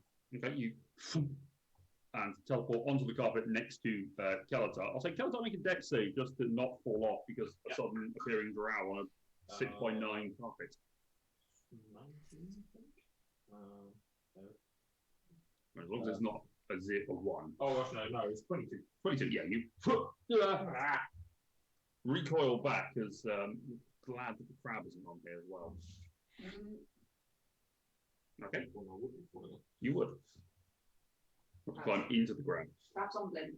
Yeah. Alright, that is Kiphina's turn, brings us to Lyra. Okay. Number 1 is on the ground. Right. I will drop Pass Without Trace. Yep. I will cast Haste on myself. Mm-hmm. Action. Bonus action. Activate Planar Warrior. Yep. Move into combat with number 1. He is. And make a single attack. Okay.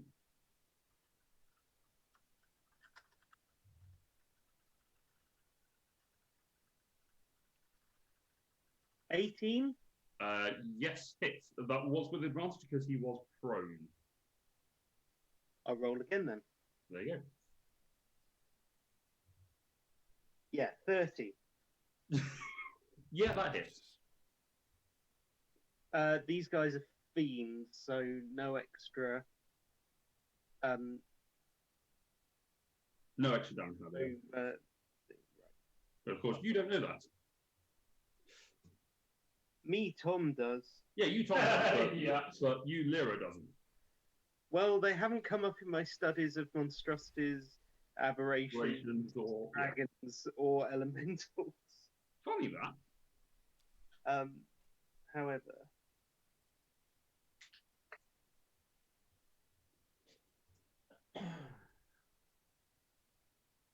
that's 23 force damage. Okay, 23 points of force damage to Bagger number 1.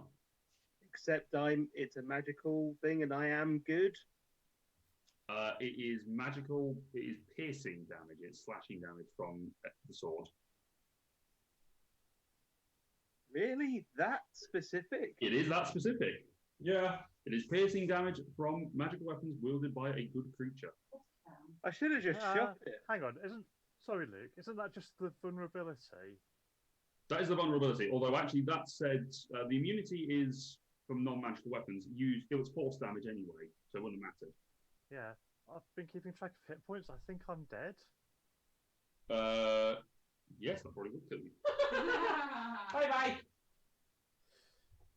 Number 1 has died. So. Good luck, bad guy 2. I would like to see this and go, Yahoo! As you do, actually, Lyra, are you doing anything else? That means return. Action, haste action, bonus action. I've got a little bit more movement. Yes, you've got a lot more movement. Not that much more, only about 15 feet, I think. I will move towards the carpet as much as I can. Okay. There. Okay. So Kelatar, as you go, yeah, you hear a voice from behind that saying, "No, don't worry. We've got you next. I need you, actually no, you, to make a wisdom saving throw. It is against magic, so no, you have your no disadvantage. Yeah. So go no. wisdom saving throw. Yes. Unnatural 20. Go no. Yeah, that makes it. You feel something suddenly appearing out of your peripheral that is grasping at your mind as the appearance of that guy there a dark grey colour, looking like an older Rakshasa, but slightly more puffed up chest. Sort of grey fur instead of the orange. Just appears in your peripheral vision, accompanied by a younger one that you can see because of your invisibility, but this one has now appeared. And has gone, well, that didn't work. It's now his turn. That was just his legendary action. So he's going to cast. He's going to use his Harrowing Visions. I need for all 5 of you that are here. Actually, no, all 4 of you. Sorry, I was counting you as well, Ross, for some reason. So for Lyra, Kalatar, Leela, and Kiphina, to each make a Wisdom saving throw against fear. I don't think any of you have advantage against being frightened. Who is it casting this? Or It's not a spell, it is the Rakshasa. This Rakshasa up here. Is a magical effect. Technically, no.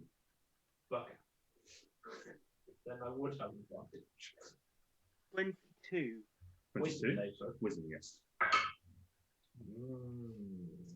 15. 15? That fails. Yeah. Ooh. Leela? 14. Fail. Mod plus 5 to take it to 19. 19 would succeed. Yes. Kiphina? 16? Fail. So you all see as the Rakshasa makes a roar, it just chooses a point, it just reaches out with its upturned hand and gestures. You all see a shivering array of images that soak some of that deep fear within you. Kalatar, monogamy, draws out deep fear from you. No! I was thought it was going to be Ash's face. And also Asher with a big fucking sword in the face. Kiphina, the look of disappointment from your mother and family when they see you in your drow form for the first time. Leela, you look at it and you just go, that's not quite right. Lyra, you've had enough training to sort of see your fears and just sort of stomach against them. So those of you that pass, so Leela and Lyra take 33 points of psychic damage. Oh no. Kalatar and Kiphina take 66 points of psychic damage and are frightened. Yep. By the greater Rakshasa. Yep. Have you used one of these recently by any chance? No, but I've read them. Yeah, they're fun, aren't they? Hence I asked the question that I asked earlier. And haste has gone. Oh, you've lost haste. Oh no. Because that is a huge chunk of health to lose when you pass the saving throw. Yeah. Yeah. I think it's to make up for the fact that Rakshasas aren't that big damage dealing. All right, that ends that guy's turn. That brings us to bad guy number 3 and bad guy number 2. Dom, if you want to pick up bad guy number 3, you're more than welcome to. Yes. How far above the rooftop is the carpet flying? Because I don't think it was that high up, was it? It barely got above the line of the rooftop, so it is about level that you could run over to and just poke someone. Uh-oh. I'm going to run over and jump on. Okay. Now, would I have seen Kalatar zap number 1, sorry? Yes, you would have done. Okay, Kalatar's prime target then. So, and I've got another plane shift. Let's You try do. that. Go for it. Make an attack roll.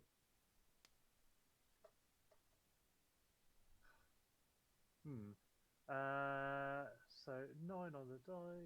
19. Yes. Make a charisma saving throw. Kalatar. Unnatural 20. That is the beast of the DC. Okay, well, that's my turn done. Yep. All right. That ends you, Ross. Yeah. Does it? Can I tell which one of them is controlling the carpet? Yeah, you can see Leela just sort of moving around. I think- Kiphina and Kalatar are sort of cowering in fear of the carpet. Okay, I think I will go for Leela then. Okay, so I think I can reach her. you've got 60-foot flight. Yes. Good. I will make 2 claw attacks then, please. That's correct. 2 hands come out and first one is a 14 to hit. Yeah, it just makes it. Oh wow, okay. And then the second one is a 16 to hit. Yeah. Can I cast shield? No, you use your reaction to make yourself pass the saving throw. God damn it! The first one is 9 points of slashing damage. And then the second one is 9 points of slashing damage, just different math. Woo! Okay. So another Rakshasa comes flying out and then slashes up with the claws, taking a cut against Leela. All right. Done.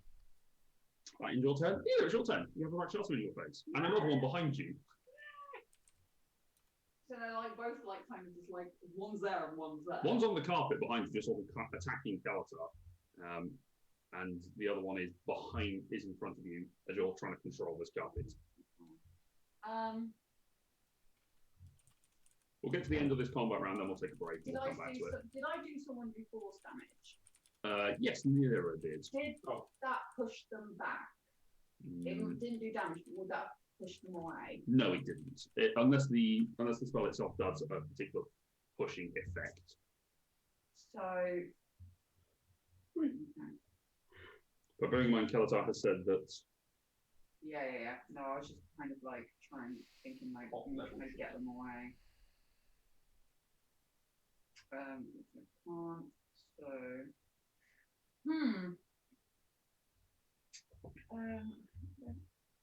I'm going to say that they're probably too close for me to shoot in the face, aren't they? Well, you can take an attack roll as a disadvantage, but you can take a shot. You could also attempt to fly away, but. I could, but they're kind of on the carpet now, aren't they? One of them is. The one that attacked you isn't. I mean, I will probably fly. I'll move first. Actually, yeah, I'll move first, kind of back up, away diagonally a bit. Okay, so number 2 will get an attack of opportunity against you as you move out of melee. But number 3 will come with. I would love to make that roll. I tease. I mean, a 15, does that hit? Yeah. Oh, okay. 11 points of damage.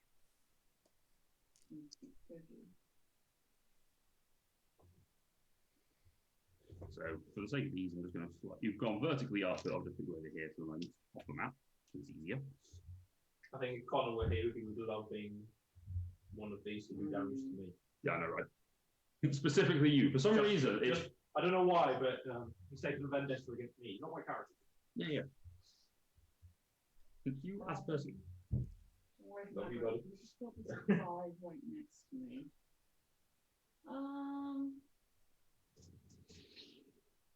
Well, it was great to have non-magical things against the bloody beholder, but now I've got all non-magical things I can't really do. Yep. Anything. It was not a magical weapon, so like piercing, bludgeoning, slashing damage, what Kalatar said. So things that dealt with non-magical, or like fire or lightning or things like that, could do something. But I did Scorching Ray and I didn't do anything. Yeah, so it's they have immunity to a spell of 6th level and below. But if you can deal fire by another means, they're not immune to fire. Kaboom! She doesn't have that with us in the ground. Flip at the table. Well, I don't have anything for a guy that's close enough to me. I just don't have anything. I mean, you have trigger, so or other daggers you can stab. I don't have daggers. So you thought you did? No, no, Not never on mind. my list. In which case, never mind. Carry on.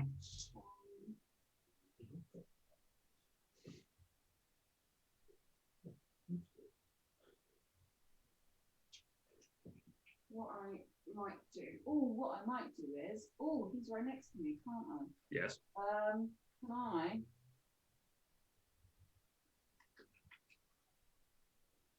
La. Where's it gone?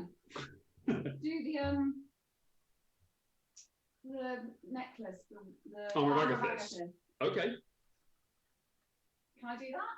Yeah, you can do it. You actually got on like this from the pendant. Because that. Does that give me? Yeah. That gives you 30 temporary hit points.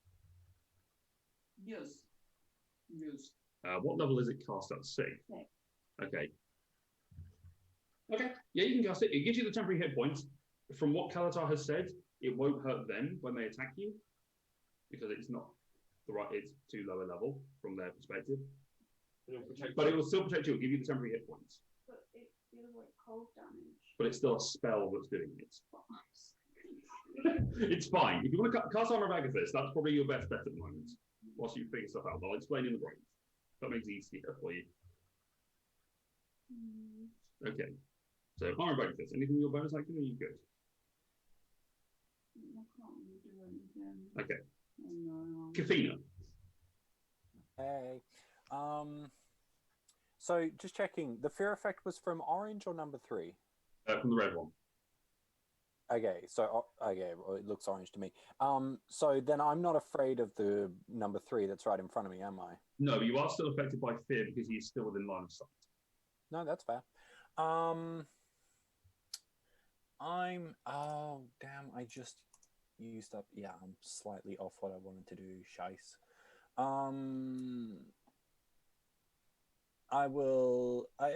I'll just main action aspect of the dragon. Okay. And I guess for my bonus, I'll get back the 1 sorcery point I was hoping to use for that, so I didn't nerf my turn. Okay. You leap off and transform into a dragon. Yeah. Green, right? Yeah. Okay, you run a green dragon. Can I still stay close to number 3? Because I was actually going to attempt to grapple, but that uses up all my action economy.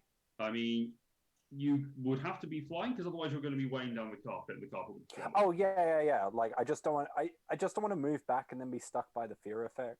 Because I want to go for number 3. You're still going to be affected by the fear effect because the other Rakshasa is still within your eye line. You can still see it.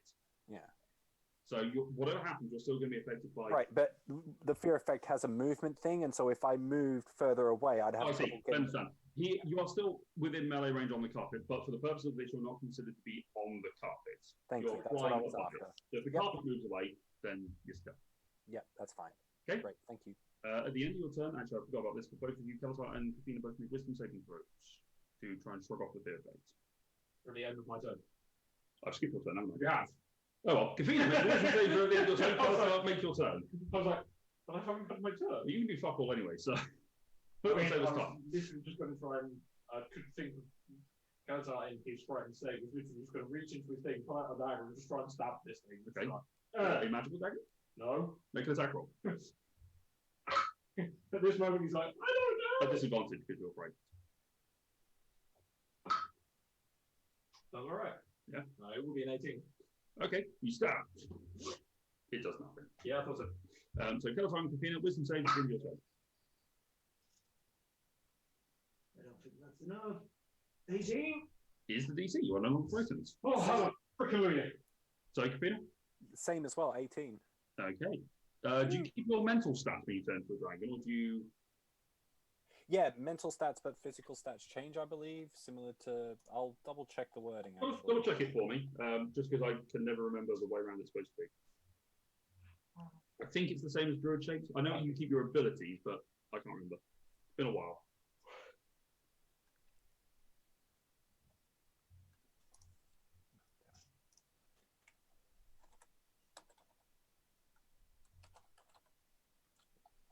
I don't actually think it mentions it on here. Okay, don't worry about it. We'll come to it. We'll deal with it later. I'm going right now and give people a chance to do things. So we'll take a quick break. We'll come back in 10, 15 minutes, and we'll pick it up from there.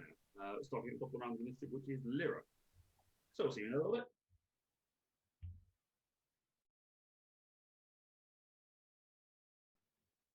And we are back. So we are still in combat with these Rakshasa. So Lyra, you are up. Top of the round. I can do nothing because hate's dropped. That is true. In which case, we go on to the greater Rakshasa. Let's see if he gets his thing back. Nope. So he is going to. You can see the dragon up top. You can see those going down there. But you guys are. How high did you go? 30 feet.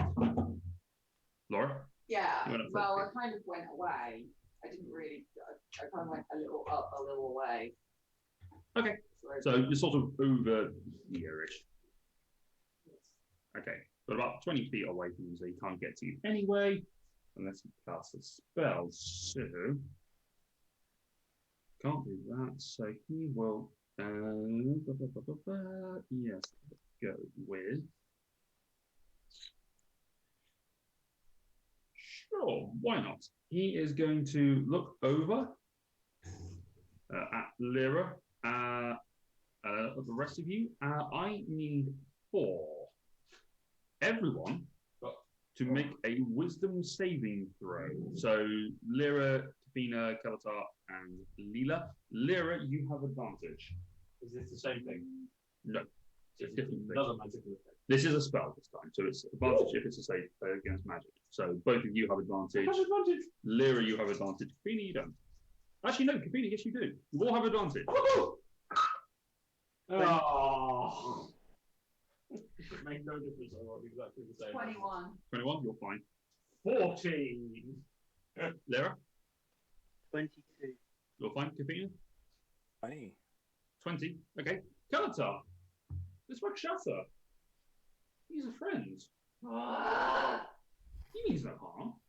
You are charmed by the greater Rakshasa. Motherfucker.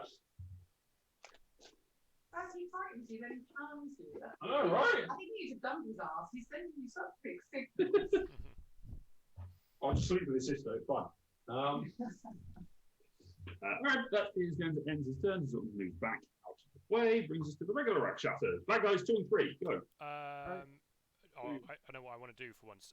Can I fly towards Lyra, looking as she seems to be in some slight trouble? Hopefully, won't get my head lopped off in a second, but Yeah, go for it. in the interim, make 2 attacks. Yeah, do. 24 and a 21 to hit. Both hit. I mean, presuming this is with your claws and they're not made. This is with claws, yes. Yes. That is 12 points of slashing damage on one and 11 points of slashing damage on the other.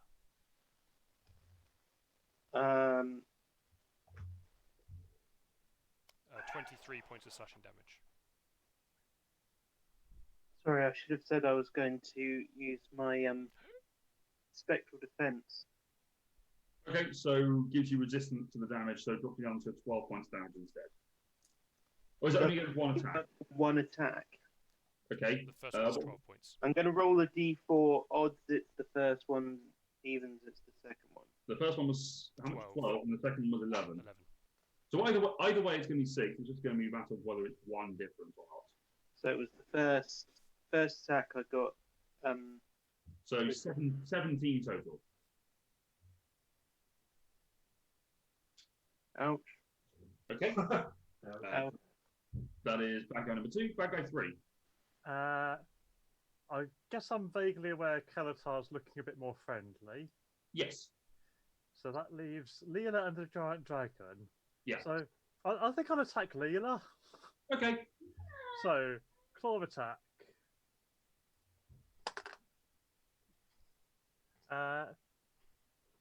Does a 25 hit?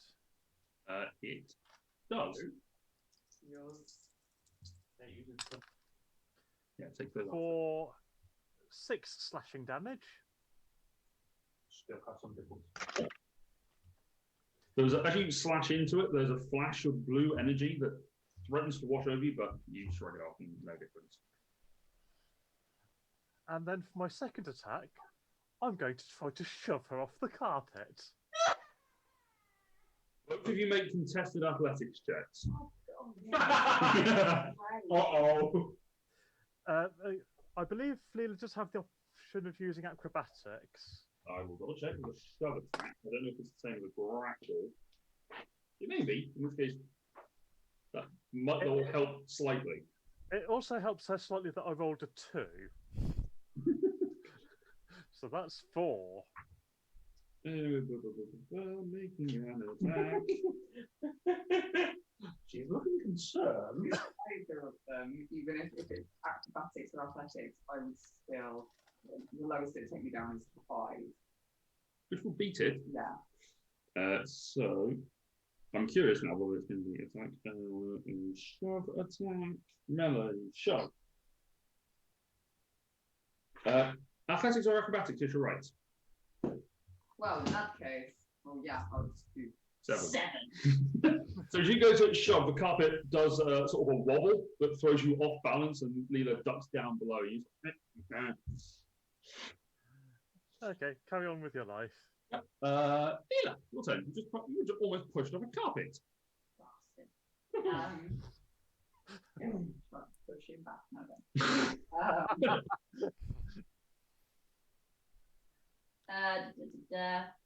I'm going to. So, regardless of what we just said, I am gonna activate and bridge shield. Okay. For the 2 energy and give myself my +5 my AC. Nice. So you reach into your gadgets and they throw it up, and this bunch of interlocking things just throws up and creates a grid around you. Does it only protect you in one axis, or does it protect you? No, so this one, it's like hexagonal grids all over my armor. So Okay. it's like a second layer to my armor. There's 2 things it can do. So there's hexagons just sort of appear and tessellate and form around Leela, giving that extra layer of defense. Cool. Yes. So that was that, and then I will bonus action magic weapon to 3rd level on to Droney. Okay, we'll do Droney as the other one. 3rd level? Yeah. Okay. Have you used all your 2nd levels, or? I've got 1 left, so I'm just leaving it. I haven't done any 3rd, so I might as well do that. So it gives me a +2 Nice. to them. Okay. So because you've used your bonus action to cast, you can't attack until the next turn, but alright. And then can I try and get it's if you cast it at 4th level or higher, it increases the bonus to +2, apparently.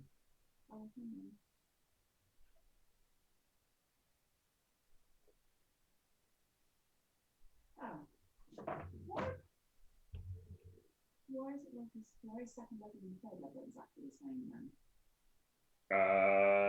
I don't know. Okay. Okay, well, I'll just do this one. Okay. So Droney, the other one, is going to fly up and just all be next to you. Alright, take your turn. Kalata. Oh, bloody hell. Well, I'm quite friendly with the big guy.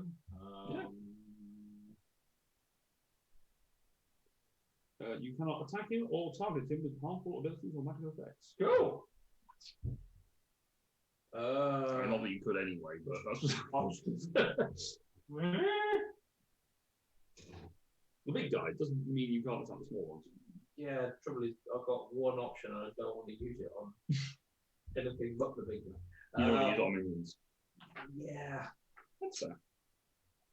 So I'm gonna just put out a massive word. Oh, really?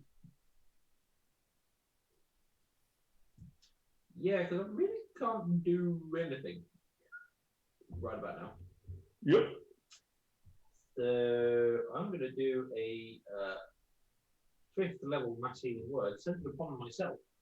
Okay. And you're already about building with 30 feet. You're probably about 10 foot above those. So yeah, that would catch everyone. Yo. Even the Rakshasas, they'll allow you to heal them. I'll choose not target. That's fair. Everyone gets a massive 11 points of healing. Oh, thank you. Yeah. Obviously, Kiphina, that doesn't affect you because you're in your dragon and you haven't taken any damage. Sorry, bad guy number 3, not Phoenix. You said everyone. No soup for you! And the soup Nazi from Seinfeld. Yeah. Yeah. I really cannot do anything else. So, yeah. Okay, Kiphina. I want to make a save with my turn. Right. Why? So. Actually, I don't know that charm person. I don't think you do. I think it's just your charm for the duration. Ah, cool. Cool. Cool. Yeah, it goes until the end of the duration. Cool. Until the spell ends, or you or your companions do anything harmful to it. Cool. Yeah, Kiphina. You said the red one is the old Rakshasa. Does he look like old and feebled, or just, old, still same, like, strength-wise as everyone else? He looks like he holds himself in a higher authority than the others. So he looks like he is the noble leading a bunch of minions. All right, that'll work. I'm going to fly towards him and attempt to grapple. Okay. Does leave the melee range of number 3. Yeah, all right, I'm cool with that. So number 3. Opportunity attack. Yeah, please. Do you know what? This was something personal saying minion number 1. Ross and Dom, give yourself your little Rakshasa names. Minion number 3. Okay, fair enough. Just say it really fast as one word. Minion 3. That's only a 13 on the opportunity attack. 18 armor class at the moment, so no. Attempt to grapple. So I've got to make a athletics check, yeah? Yeah, athletics against his acrobatics. All right. Yeah, that'll do. By the way, the spell doesn't specify about attributes, but it does say I take the hit points in the physical form. So am I guessing my strength is currently dragon strength? Or... It says, well, I'm going to say from the way that it reads in Dragon's Blood, you assume the hit points and hit dice in the new form, you revert to normal form, you turn hit points. I would say you have what? So I've just seen that Ross has changed his name. I would say, yeah, I think because it doesn't specify, I'd say you have the physicality of the dragon form, but you maintain your mental stat. Because it says you retain the benefit from any features of your class, race, or other sort and can use them. So I would say yes, you maintain the mental. Oh, physical. What was your roll?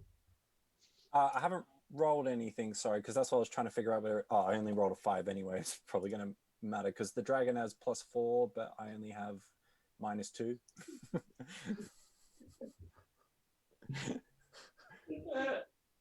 not going to make a difference now because unnatural 20 jumps off the way easier. Yeah, all right. Well, that happened. End my go. Okay. That is your turn. Brings us to Lyra. Actually, no. At the end of your turn, the Greater Rakshasa is going to use a legendary action to make a claw attack against you. Because you're there. That is a 26 to hit. No, yeah, I'm kidding him. It hits. Okay. So that is 5 points of slashing damage. Ooh la la.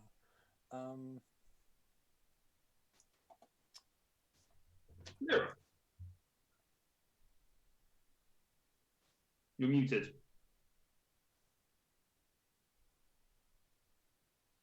I believe Mignon to just hit me. Yes, they did. And now I'm going to smile at it. Yep. Bonus action, I will cast Hunter's Mark through the Hunter's Prospect. Okay. As you cast Hunter's Mark, it finds no target. Yeah, that figures. I mean, I'll just still hit it twice. Sure. Attack number 1. Crit. Dead. The blade comes up. I literally said. Guys, you have marked this creature for death. And you draw the blade and slice straight through. As it does, the head... Can I still be laughing as it happens? Well, like I was doing that chuckle. Yeah. Okay. So bad guy number 1 or number 2 is there. Okay. No, Minion, no, you were my best friend. I shall revenge your death.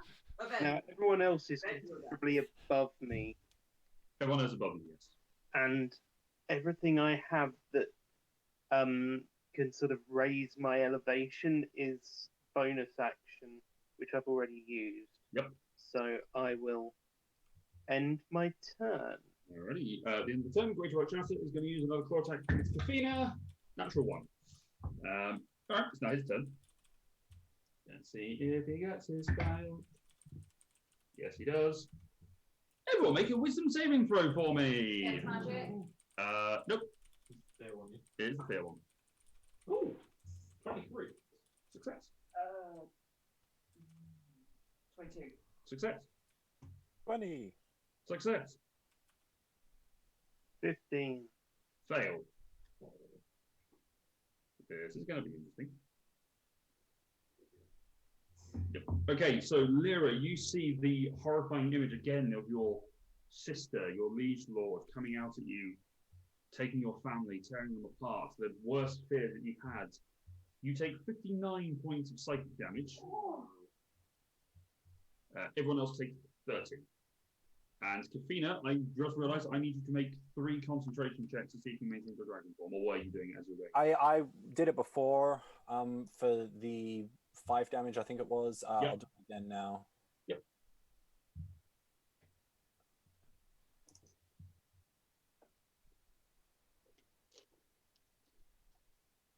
And Lyra is frightened.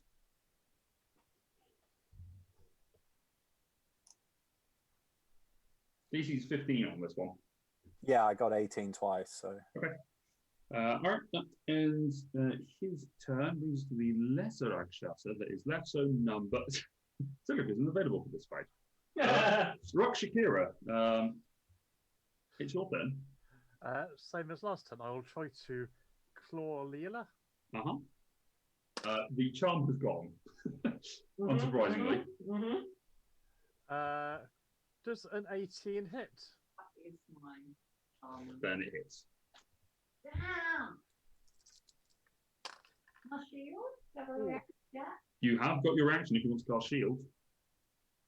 If you have it. No, save it from now. Okay. Okay, 11 points of slashing damage. Again, after temporary hit points. And again, going to try and shove you off this carpet. Is there psychic damage? Yes, there was. There was 30 points of psychic damage. So actually, I'm resistant. so it would have been 15. Is that the same with the 33 as well? Yes, it would have been, but we forgot about it until now, so we'll say it stands. Okay, so both of you make athletics or acrobatics. If you athletics for Rakshakira, acrobatics for athletics for you. I'm going to stop doing this because last time I rolled a 2 on the die. This time I rolled a natural 1. So shoving is obviously not Rakshakira's game. Apparently not. Well, I think the problem is you're trying to push with your paws. You need to push with the booty. Yeah. Chip the tail feathers, or tail, well, tail. Tail feathers.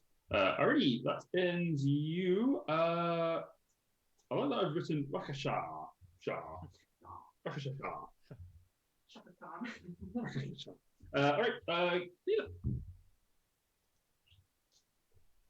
There's this guy right next to me that I'm just like, you bitch.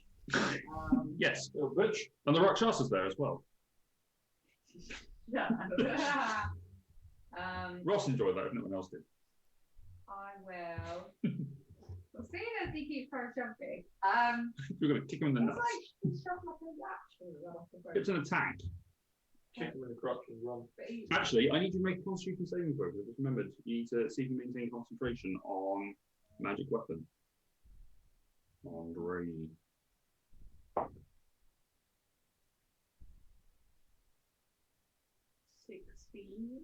DC was 15, so yes, we're fine. And Droney, you'll be pleased to know that Droney and Dronad are immune to psychic damage because they're constructs. Yes, that's fine. Otherwise, they'd be dead. Can I first take a shot using Droney at Shakira? Shakira, yeah, go for it. Number 3. Oh. No, I'm not going to be that mean. I was going to say roll damage. It can't solve. No. Oh, yeah, it was a 1. Played that. Okay. Sorry. So we haven't played that rules. Okay, I'll try and push him off. Make an athletics check. Shakira, make an athletics or an acrobatics check.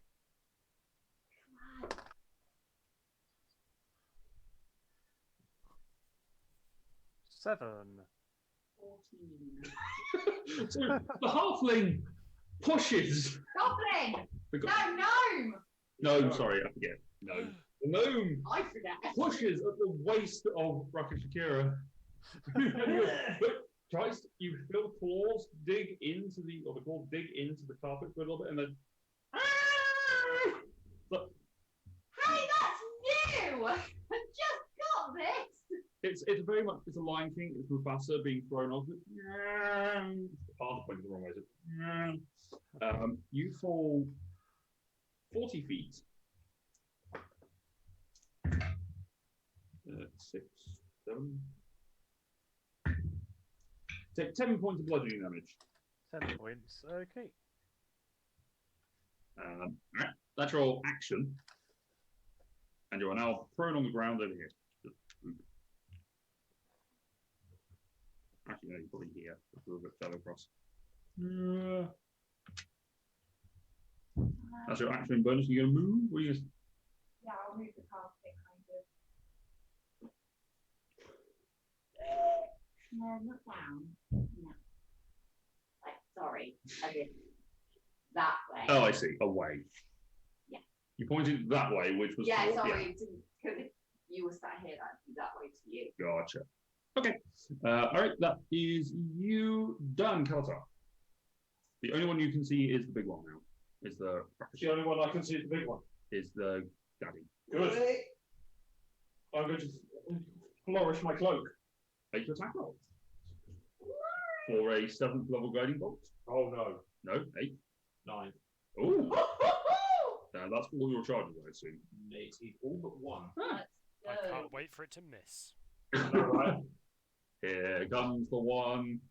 23. Oh, that's good. That's good. How much is it? Nope, doesn't have counter spell. Well, that's not a shame. 10. It's the first damage he's taken, so... No.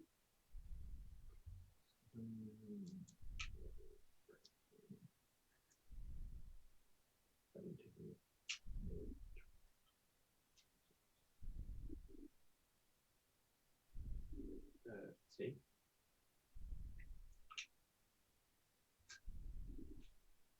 Yeah.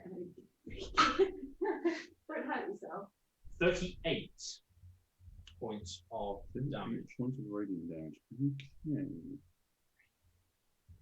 Alright, so the blast impacts into it, firing past the dragon and hitting it in the side. It crawls back and looks up at you. Now, TP. anything It's now else? glowing. It is now glowing. Then I will.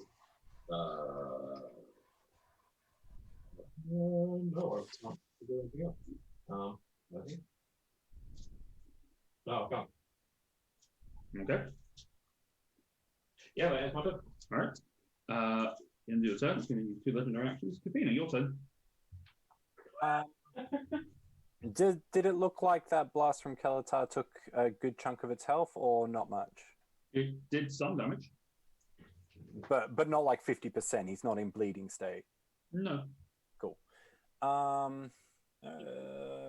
Yeah, I'll try grapple again. Okay. Make an athletics check.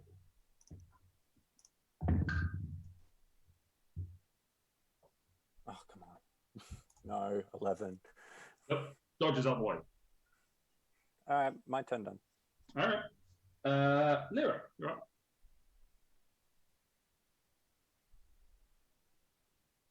Mute yourself.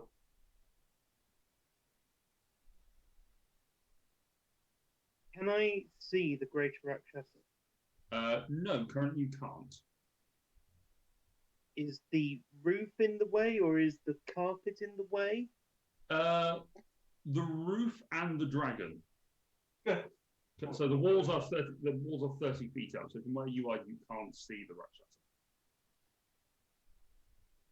Rakshasa. Okay. What I'm going to do,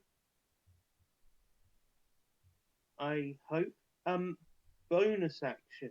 I will phase step to the roof opposite the Rakshasa. So here?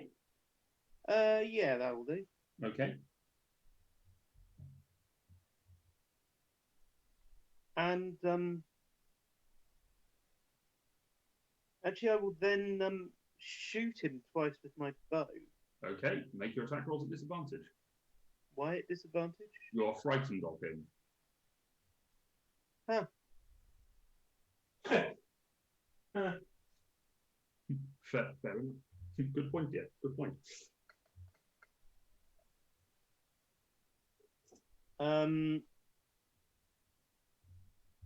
22 to hit. That would hit, but as the arrow fires, it seems to pass straight through him.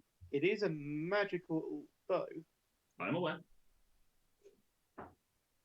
But as it passes, with your keen eyes, you suddenly notice that this is an illusion. God's sake!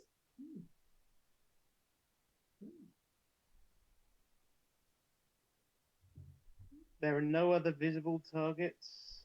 Not currently. Yes, there is. There's the Rakshasa here that fell on the ground. Is it prone? It is prone, yes.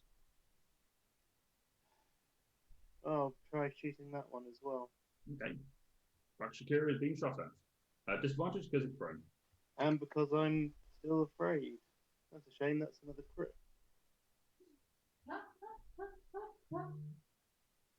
That's 12. 12, unfortunately misses. Yeah. Alrighty then. That would bring us to the end of your turn. Great Rakshasa. The illusion that was sat in front of Kiphina vanishes, and the Rakshasa itself appears a little bit further away, just out of the way. He is then going to, let's see if he gets the Harry Visages back. He does. Everyone make a wisdom saving throw, please. Against magic. Nope. 18. Success. By the way, should I have made a wisdom save at the Yes, end? your turn to see if you shrug off the fear, yes. Unnatural 20. You're fine. No. Nope, okay. Make a new save. Same for you, Kiphina.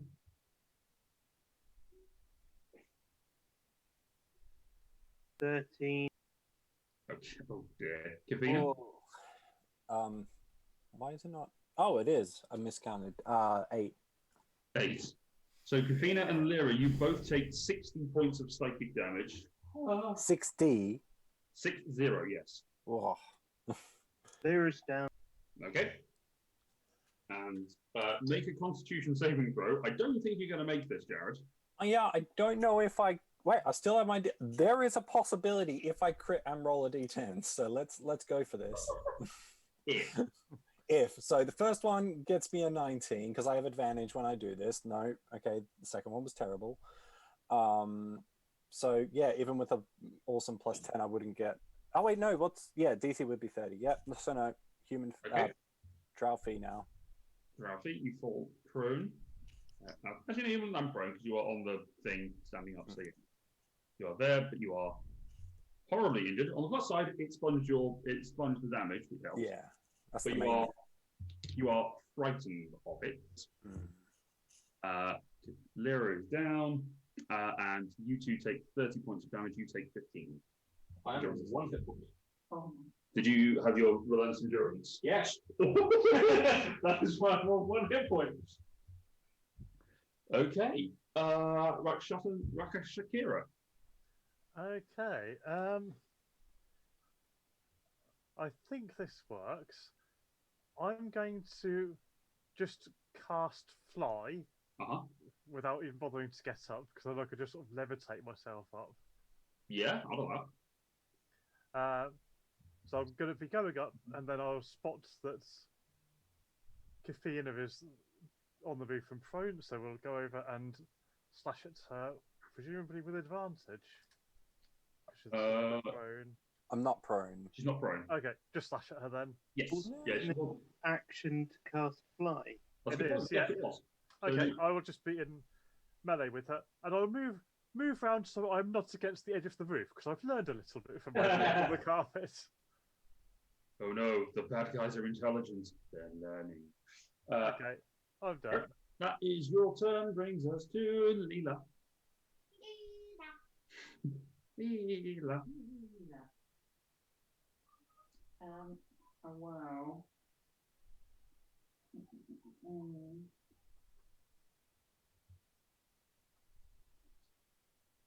Oh, goodness me.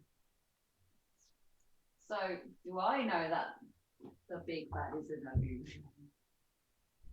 Red guy. No, seemingly that the illusion has now flickered away, and the creature is now standing there as normal. Real. Yes. Real. I am going to. I will third level cure wounds to Kalatar. So level cure wounds, nice.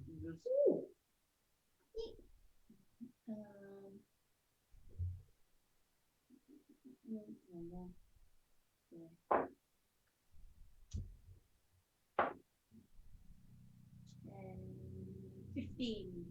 Why, thank you. And then I will. Well, if I don't think it's, then I'll send Droney after Big Bad. Oh, actually, yeah. You need to make a concentration check to see if you maintain on. You should be fine because, like, species 10. Sorry. Just Constitution saving throw. Need to remember doing this in the real time. Doesn't matter. 23. You're fine. See, you're fine. You're fine. And then, yeah, I'll send Droney to their room.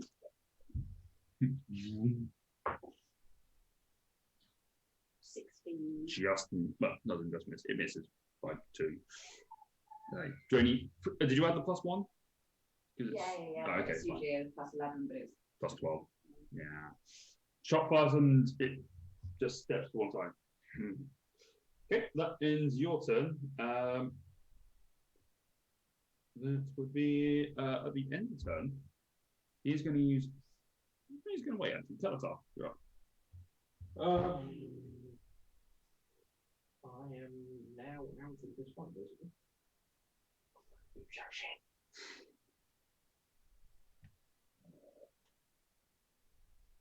I will do a 6th level mass healing. Okay. Again, centered upon myself. Mhm. Get whoever down within 60 feet of me. Yeah, I do.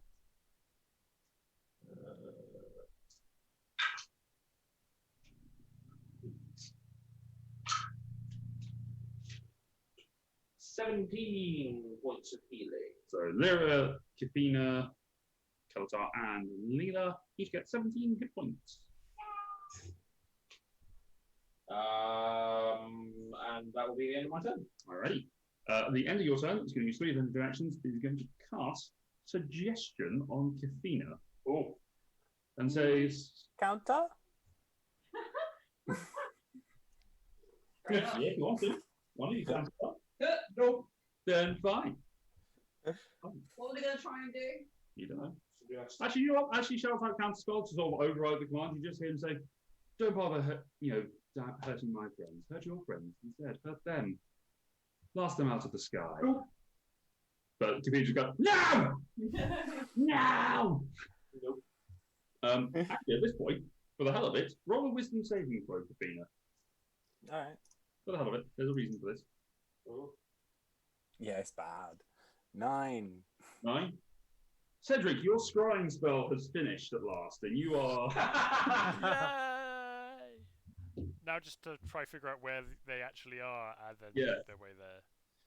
Your vision suddenly appears behind Kiphina as she's cowering in fear with this cat-like creature grinning and snarling over it with great art for some reason. Oh no, no wonder she was trying to hide. And you can see, no, because you're focused on the target, so you wouldn't see Lyra down, prone at least. Okay, never mind. That's what you see. That has given me very little information, but okay. It's something. Kiphina, it's your turn. Right. What I'm going to do is what I was trying to do the first time, but slightly different. So I'm going to quicken aspect of the dragon. Okay, you're casting at 8th level, yes? Yeah, I'm going to have to use my... oh, I didn't mark off my 7th, but yeah, I'm using my 8th. Okay. I'm then going to skirt around that guy so I can line up a nice juicy breath weapon on both of them. Okay. So you've used your action. No, that's what I needed the quicken for, so I could pull it off as a bonus and still use my action. Yeah. Gotcha.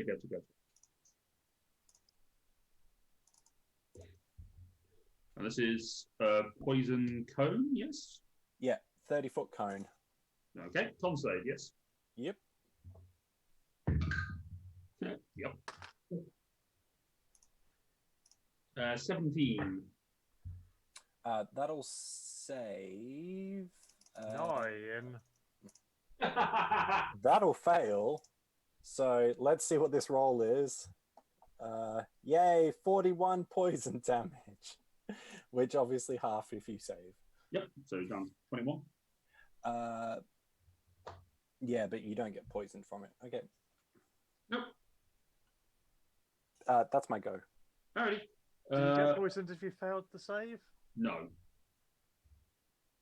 Sorry? No, yeah, you don't get poison regardless, yeah. Lyra, you're up. Oh, Kiphina, make a wisdom save at the end of your turn for the see if you provoke a fear.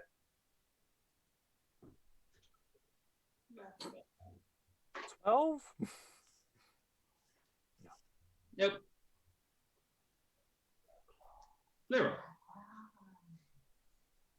You can unmute I think you can unmute yourself. The whirring isn't happening anymore, so. Am I still afraid, having fallen unconscious? You are, yes.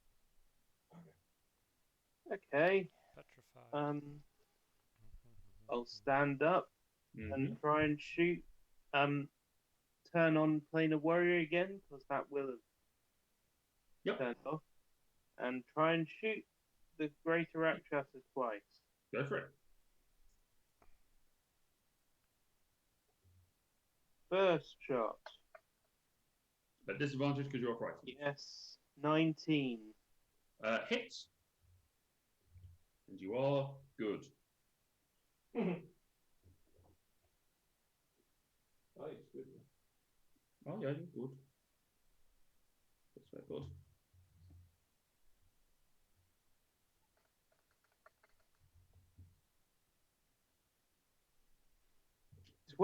Force damage.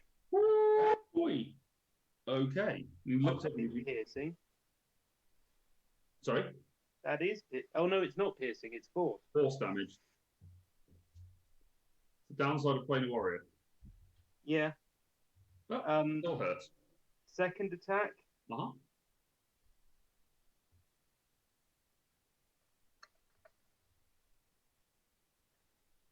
Is a 25. Yes, indeed. And this one is 8 magical piercing, going to 16, I guess. Yeah, that would be 16. Okey-dokey. So the arrow comes across, and the first one hits and poof, blows away, taking the shoulder back with it. The second one fires in and sinks a good, decent chunk into his other shoulder. Wisdom save? So, wisdom save, yes, against the fear. No. Okay. Here's the Greater Rakshasa turn. Will he regain the fear? Nope. Yes. Roll a 2. We'll use its movement to take a jump and leap over this gap. We can. And we'll follow through up to Lyra. And we'll make 2 claw attacks. That is a 21. That is my AC. And a 14. Misses. That is not your AC. You take 8 points of slashing damage. Oh, No. That is his turn. Rakshasa number 3. You have just had this dragon just breathe in your face. Sorry, who are you talking to? Oh, sorry, Rakshakira. Okay. Okay. Yeah, I'm going to slightly skirt around the dragon so it can't run at both of us again. Yep. Yeah. And hey, the dragon's dead. It fell over. My apologies. Well, it can't hit both of you anyway. Obviously, you're going to go this way. Yeah, just a touch. All right.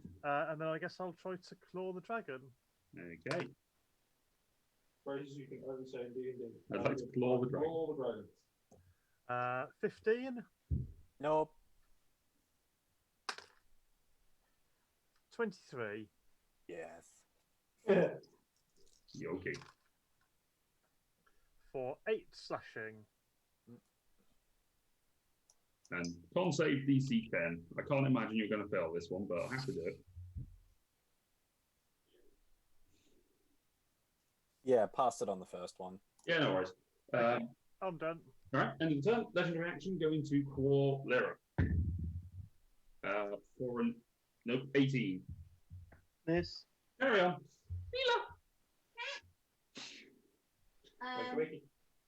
I will take a trigger shot at Big Bad Boy. Okay, make your attack roll. Trigger.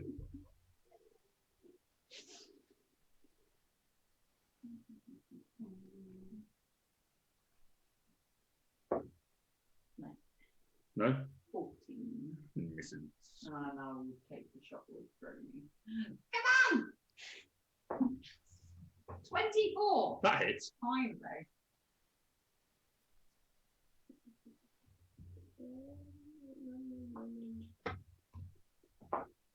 That roller is coaster again. 8 add 6. That is whatever that is. 14. 14 points of Nice. magical piercing damage. Indeed.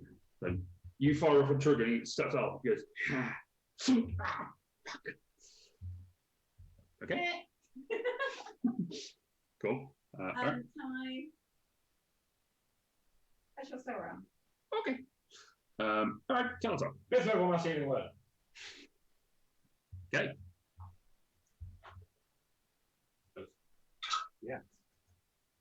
I'll do 10 points of healing. 10 points of healing to dragon form, Lyra, and Kelton. This is literally all I can do. On the plus side, you're doing 40 points of healing a turn, so. Yeah, my turn. All right. And the turn is going to use legendary action and call Lyra. 23 to hit. Hit. I think you missed the deck saves. That is 8 points of slashing damage. Okay. Kiphina.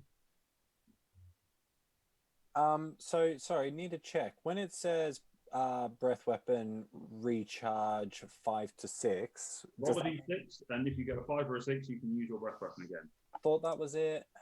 So yay, 6. So okay, could I possibly just with the cone skim red guy, you know, theoretically, without killing my friend?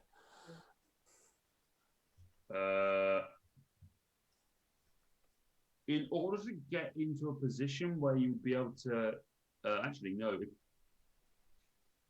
you could, but you wouldn't be able to hit the other guy. Oh, okay, because they're within 30 feet of each other, so I would have thought. They're within 30 feet of each other, but from where you are, the code originates from you, so it wouldn't get the 30-foot distance. Because they're 25 apart, so I thought that'd be all right. He's actually a little bit further off this way, but because we've run out of map. Well, anyway, he didn't seem to like that poison thing last turn, and he's medium, right? Yes. So I'm literally just going to put my head over the top of him and do like shower spray breath weapon down on top of him. Okay. Make a con save, Shakira.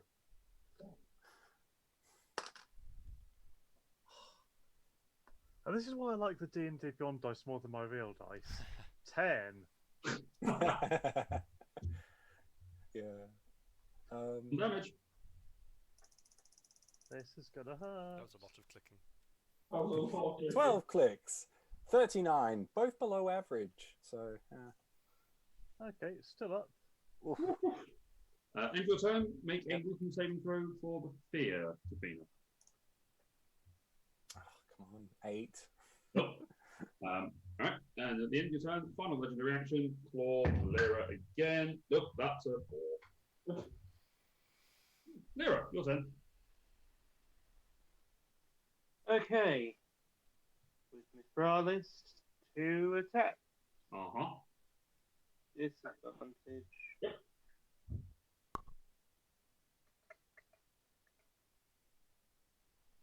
Is 23. Hits. This is force damage. Is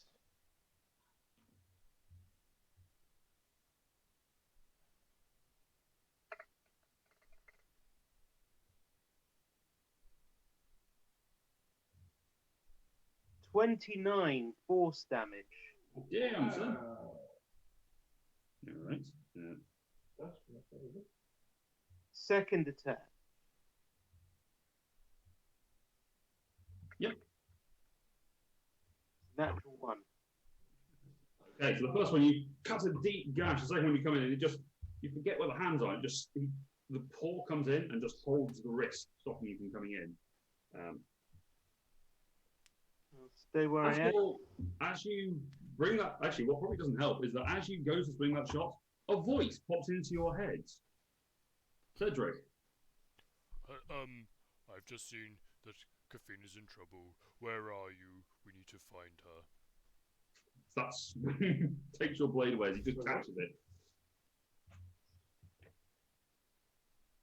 You can respond, Lyra.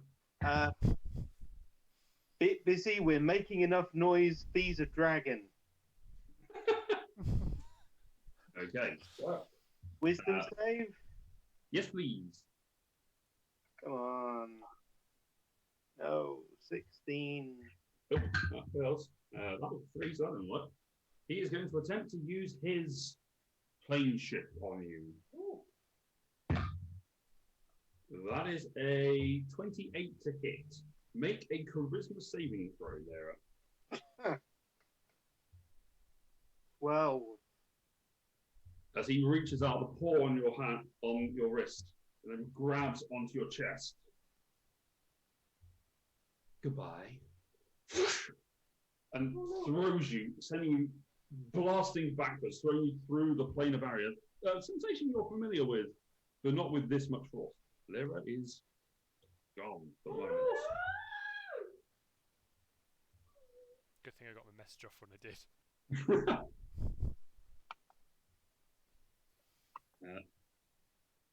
That ends his turn. Brings us to Shakira. Well, I've got a dragon trying to kill me, so I guess I'll carry on trying to kill it first. Claw 1. Mm-hmm. Ooh, 21. Yeah. Yes. For 9 slashing. Cool beans. Claw number 2. 18 to hit. That it matches the DC, so it would hit. Just let me do something quickly to check whether or not I switch back or not. No, I stayed a dragon. All right. Okay. Oh, that's better damage. 11 slashing. Oof. Yeah.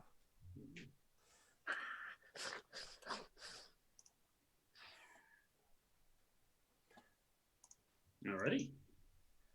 I'm done. Leela. I will. Not much else I can do, so I'll do the same thing as last time. Okay. Blam. But, you know, thunk.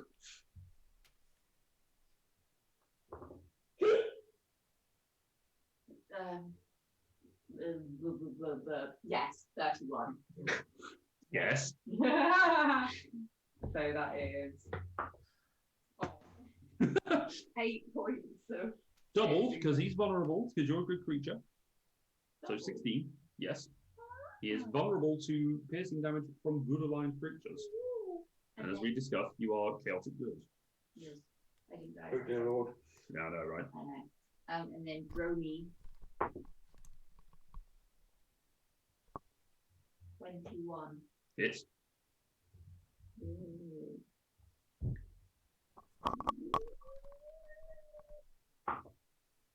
6 points. 2 ones. God. Well. okay. The first shot, as he's looking smug with himself, it hits hard, sort of open, hitting in the same point as one of the other bolts and passes through. Oh, fuck's sake. Jeremy just. Can't do anything with his legendary actions. Actually, yes, he will. He's 2 of them. Kalatar, your turn. 4th level on my sealing weapon. Okay. Well, I've got a plan that is this simple. I'll keep going. 10 points of healing. 10 points of healing. I mean, it's working for you. Yeah. All of a sudden, I'm feeling a lot better. I fear I may not be as bad. That will end my turn. Kiphina. Does this thing look bloodied? What, the one you're fighting against? Yes, the one in front of me, yeah. Because I'm still afraid of the other guy, I'm pretty sure. You are, yes. Rakshakira? I don't know. Rakshakira, you looking bloodied? Well, no, most of your damage most of the damage you've been doing against it is poison damage from breathing, so no, there's no wounds. Alright, sorry. I'm just going for that, figuring out if it's 50%. Not looking particularly well, I think is fair. Okay. enough. Yes. Well, it's a shame. I think You know, the legs are a bit unsteady, starting to go, and you know the hips don't lie about the state of health. Yeah. The tail looks bad. so I'm just going to do my melees, which is a bite and 2 claws. Okay, they are at disadvantage because your target of your fear is within range. Is that right? That's how range works. Oh. Ability checks and attack rolls are whilst the source of the fear is within line of sight. Okay. So let's see. That'll be most creatures are immune to that. 12 will miss, I'm guessing. Yeah. Yes. So that's the bite out of the way. 13, I guess I'll miss. Yeah. And 18. That hits. Cool. What am I? 2d6 plus 4. As the claws strike into it, they have no effect. They are non-magical weapons. I'm glad I would have made a difference anyway if I found it on the first hit, but yeah. Fair enough. As I just realised, yeah, the damage does nothing to Rakshakira. Alrighty then, that ends the turn. Lyra, you are not sure where you are. The temperature feels unusual to you. You can breathe, but the air is stagnant. You seem to be in a cave of some sort. The only thing that seems to be around you is sand.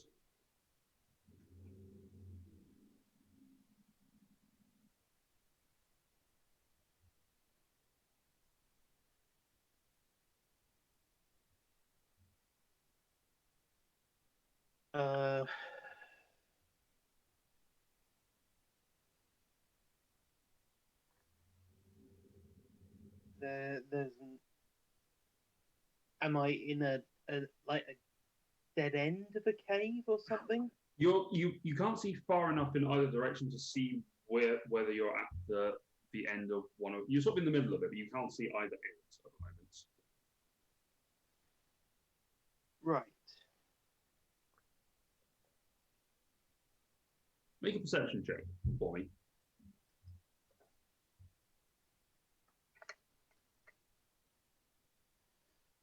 17. Okay. As you sniff the air and you look around and sort of rummage about where you're sat, there are small mollusk shells that have, long since died and ended up here. and there is the faint smell of salt water.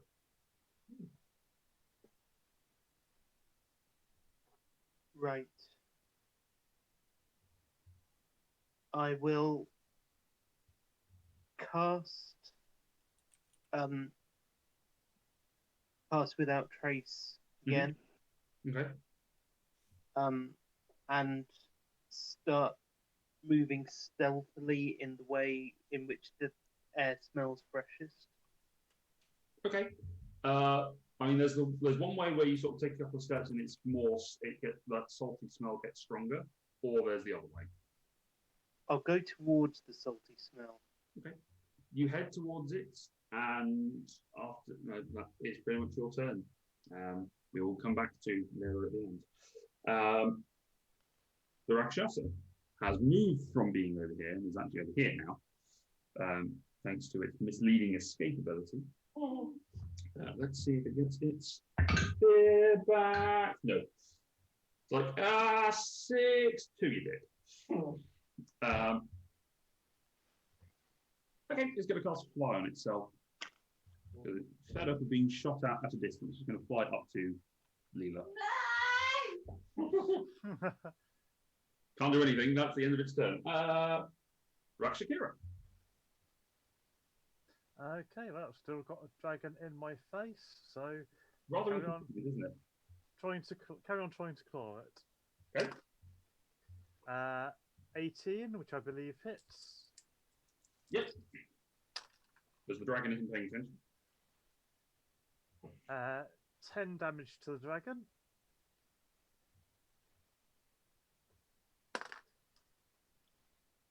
Oh, but then only a 15 to hit, which I guess misses. It does. It actually might not if you just give me 2 seconds. Oh. Because it did. I was still in dragon form. It missed. Okay. Okay, I'm done. You want to roll the con save quickly enough to see if you were still in the dragon form. Oh. End of the turn. Greater Rakshasa is going to claw Leela. 18. That is my. So it hits. For 11 points of slashing damage. So make a constitution save so you can maintain your magic weapon. You're 28. Okay, fine. It's over a 10, you're fine. Yeah. It's your turn.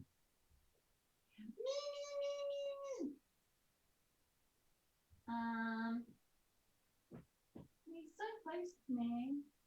If I move, he gets a chance to hit me. Yes, potentially. All about these days. Ross, for some reason, put himself into darkness. Yeah, the automated light turned out.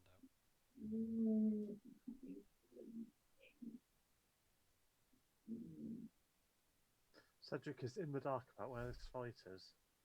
Yeah. I will. Yeah, try and trigger him in the face, but it'd be with disadvantage. It would, but you can go for it. Why not? Can I, if I shoot him with droning, would that distract him enough that I could get away? Like to get out of melee with him? You don't. You can try it. I'll try with droning first, Okay. just try and kind of distract. Droney in the butt. 17. Misses. Yeah. Yeah. Drone's not having a good day. I mean, Dronad's having a worse one. to be fair. Dronad's just not doing anything. She can't. And then I will try and. I'm going to try and push him. He's flying. Yeah. I mean, it would make him move. I'll shoot him.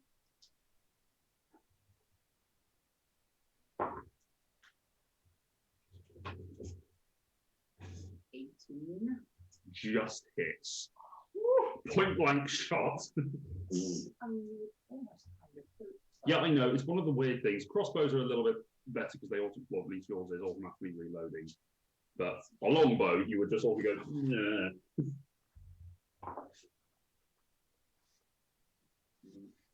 13 points of damage. So 26 points of damage. Yay! Ow! So, chunk.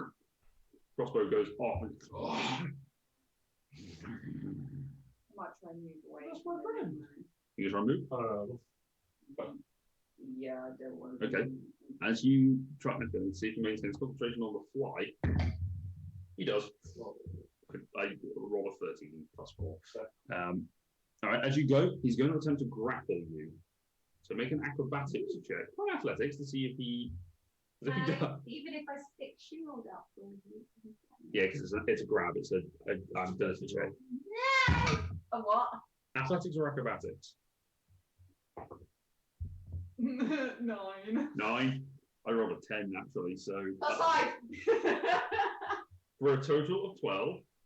But you add your plus 5, so yeah, you managed to Yes. evasive maneuver using the carpet. Calatar, you sort of go, yeah, grab on as she goes, pulling the carpet straight up. And how far are you going? I will. Can I go just straight up? So I move away a bit. Can I go like upwards? How high are you going? I'll go like 10 feet up, and then the rest to the left. So you're now. I know he can get like 60 feet. He has basically double what I have. Yeah. So no, you're now 30 feet above the roofs. So don't fall off. I'll try not to. That would be grand, thanks. Can't use his legendary actions. Go touch your turn. Cool.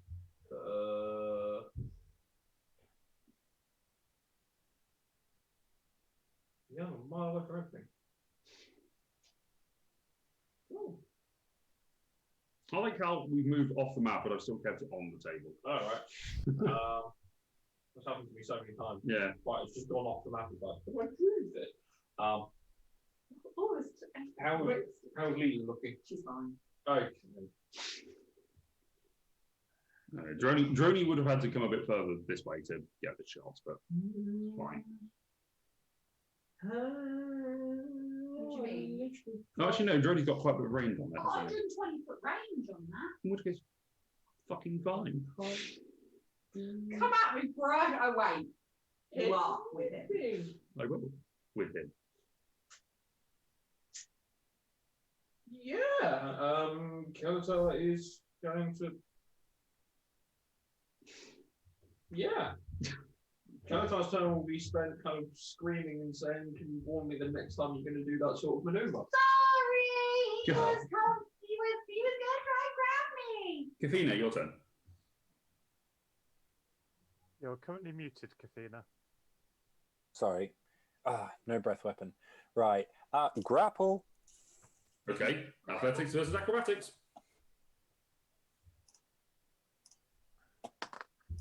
He brought a dragon to a cat fight, and the dragon's not doing a lot.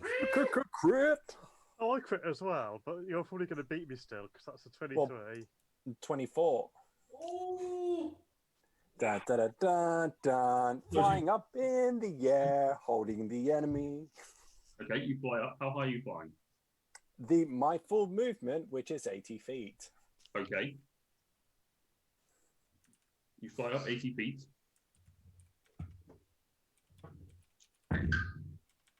Okay. Cedric, make a perception check. I would love to. That is a 23. Foundling, make one as well, just for the hell of it. Oh, Foundling. Blimey. I've not even got his sheet up still. Sorry. Who are they? Oh, 20. Okay, the two of you see a green dragon flying up in the air. Is it recognisable as being Kiphina's dragon form, which we have seen before? I mean, it's a green dragon form, which you are somewhat familiar with green dragon forms. Okay. Sort of a couple of streets away from where you are. I will start making my way there. Yes. Okay. Foundling will start running straight at it, upwards, possibly. Yep, no worries. Anyway, Kiphina, are you doing anything else? Is that it? No, that was it. Action, movement, nothing for my bonus. All right. Cedric, the other thing that you hear, as you're sort of without perception, is a bunch of dwarves suddenly shouting, "Dragon attack!" Oh, shit. And you just hear a bunch of people go, "No, the ballistas!" I mean, it's going to be so ineffective, but like the 3 dwarfs that are probably around me, like, no, it's friendly, it's friendly. Out of the darkness, some ballistas are going to be fired into feet. 16, 27, 24, and a 21. I knew this would go horribly. Awesome. 3 of those hit. Okay, so I'm taking this bastard down with me, though.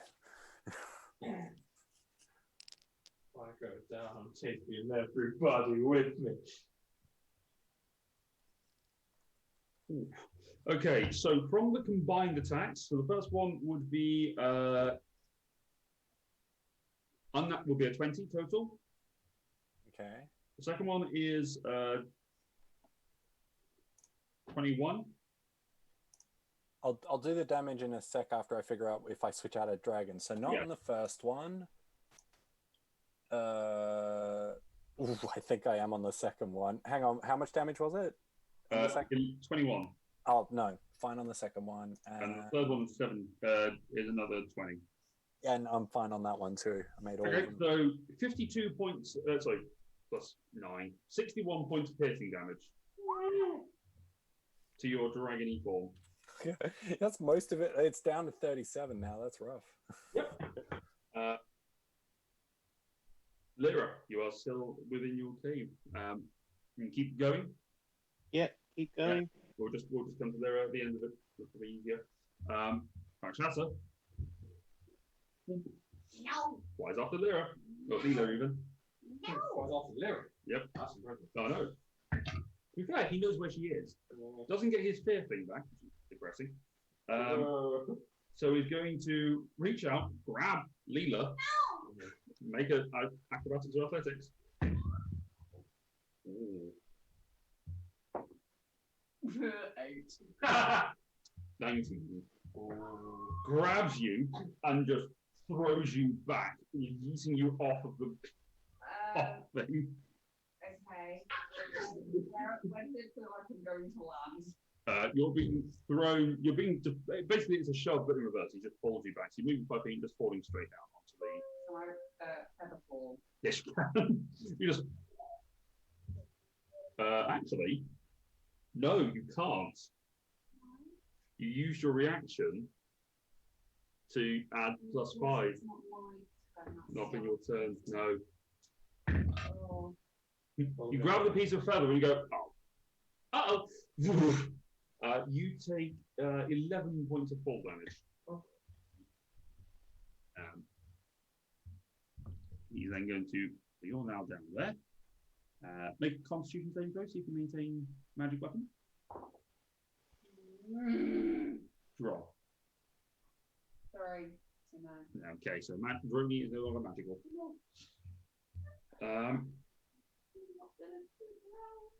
He's then going to go up to Kelatar. And he's going to do the same thing to you. 4. Okay. 15. Natural 20. There. Just grabs you and goodbye. Yeets you off in the other direction. You take 15 points of bludgeoning damage. Cool. And he sits on the magic carpet. No, he doesn't. There he does. No. You just regret giving me that now. You're just like, fuck, I'm gonna get it off of her. No. Yes. I gave it to the party. I had no qualms over who got it. However, he is standing on top of it. I'm just mocking you. Did mention it was random and you weren't pleased with the results. No, I said that I hadn't considered. I didn't say anything about not being pleased with it. I said I hadn't considered it being used for evil. Rakashakira, it's your turn. Yeah, Shakira doesn't have many good options at this point. You are I currently think- being grappled by a dragon. Yeah, well, she's going to try and drop me, but trying to grapple it back probably wouldn't work. So, bit of a Hail Mary. You don't want to drop me. You want to be my steed, and we'll go kill those that used to be your friends. Suggestion. Make a wisdom saving throw. Oh, this is going to be rough. It's with advantage. Is it? Yeah, I thought 'cause so. in combat, I think it makes it with advantage. I think so. It would have been with advantage anyway. I have advantage against charm saves. So. Yeah, because you do because it's that's a racial thing, but this spell does allow you to keep your racial trait. So yes, you would have advantage. Or is it just Ooh, so 18. But that is the DC. So that's good. Yeah. Interestingly, suggestion does not require you to does not give advantage if you're fighting. That's charm person. Oh, is it? Yeah. Okay, never mind. Yeah, I always thought it did, but I've just read it again. I was wrong. But hey, well, It Kiphina didn't work, so yeah, Kiphina made the save, and I suspect that Shakira is going to leave the stage. Yep. Leela. Oh. I can't do anything. You have trigger. Trigger is all I can do. Yes.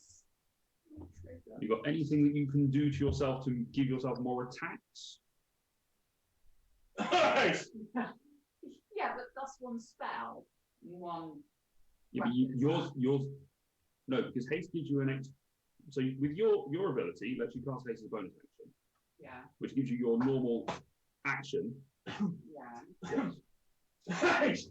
No, but Sorry, I've got a hacking cough. Yeah, basically you get to make 2 weapon attacks in this turn, whilst you are hasted. But it won't in future turns. No, it will. It will last for a minute. No, it lasts for a minute. This one. I thought it was a spell and then a weapon attack. No, it gives you your. The example I gave you was that you could cast a spell and use a weapon attack, but you have your normal turn, your normal action you can do, which can be used for a spell or a weapon attack or So I anything can't else. cast 2 spells, but I can do 2 weapons. Yes. I can. Don't look at me like I'm the dick. No, it's just. Oh, you tell me one way and I think I'll see it, and it just I don't I see who are we supposed to who is the dick? Huh? Sorry. Who are we supposed to look at who is the dick if it's not you? I would. Bear with me. Let me find the picture of the Rakshasa. I mean, Asher thinks Kalatar is the dick. Look at that guy. Yeah, that guy's the dick at the moment. Oh, he looks kind of cool to be a dick, though. He is kind of cool. Okay. Great Rakshasa is fun. Anyway, so are you doing that thing? Yeah. Okay, so you cast haste upon yourself. Now, as soon as you stand up, Yes. you can make 2 weapon attacks now. Okay. 22 Hits. and 25. Also hits. Roll damage.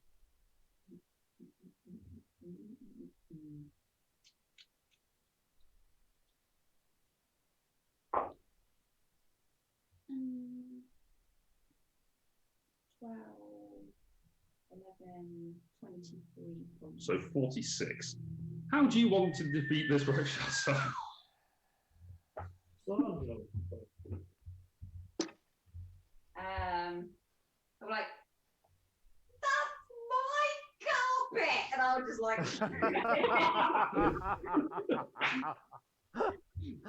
I'm just like, What's that? The 2 crossbow bolts come thump, thump, firing up. One hits in the torso, the other one hits just under the chin. And as it starts to disintegrate and far away, you just see its head go,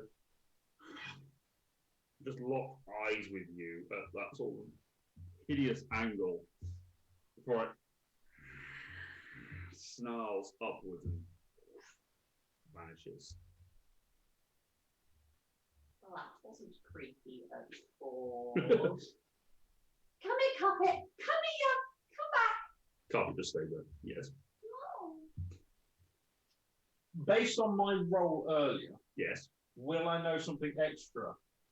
Yeah. Cool. Yeah, you know that. He's dead. So Calamities, your turn. Can I tell the carpet to come down? You can, Will it come down to me? maybe. How do you control it when you're not on it? You can get back on Get this. back on it. With drones, you can fly up.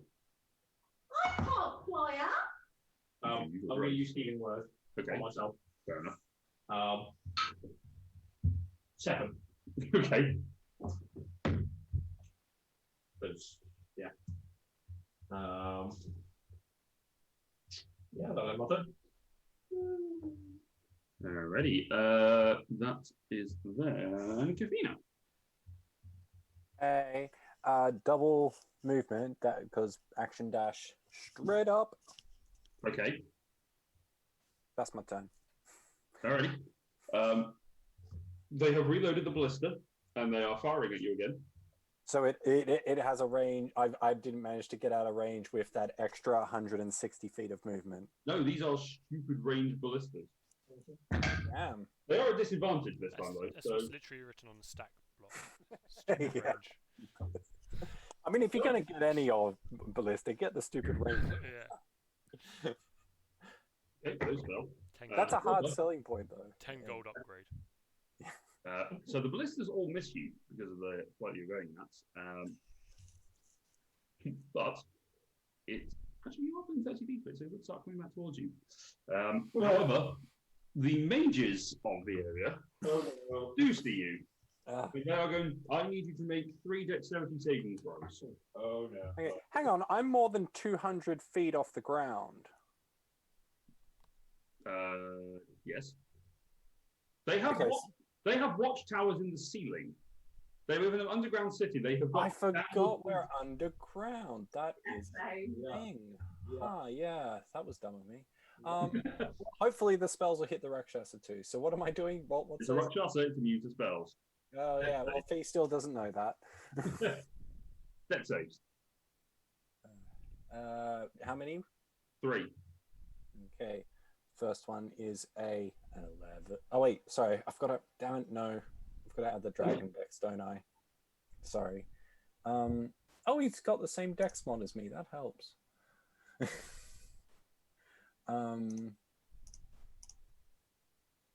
Sorry. So, 11, 22, and 12. So 2 fails, 1 success. You take 28 points of fire damage. Mm-hmm. Then 13. Cool. And then 34. And you're out of dragon form. Yeah, sorry. The second one took me out. Can you say all those numbers one more time? It was, bear with me if I can find my roll history. 13 was the second, second one was 13, 28, 13, and 34. And 34. Right, I'll start calculating. I think I'm still alive, though. Yeah, but you are now falling. No, I'm cool with that. You are now falling quite a high distance because you are. I am going to reaction Featherfall, if that's cool. No, it isn't. But you can do it anyway. Yeah. All right, you are still holding onto the Rakshasa, who is just holding onto you now as you fall. Oh, I mean, okay. I wouldn't keep grappling him, but. Yeah, but now he's holding onto you. Oh, no.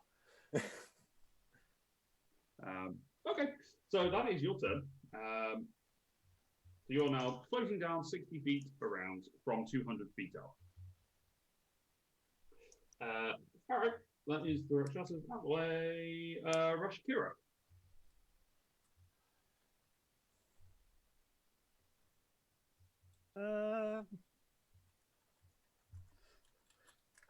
Sure, why not? See, I only had your best interests at heart. If you'd followed my suggestion, we'd been out of range of the ballistas. Join with me now and fight together. Dominate person. Make a wisdom saving throw, Kiphina. Is this a charm effect? Yes. Yeah.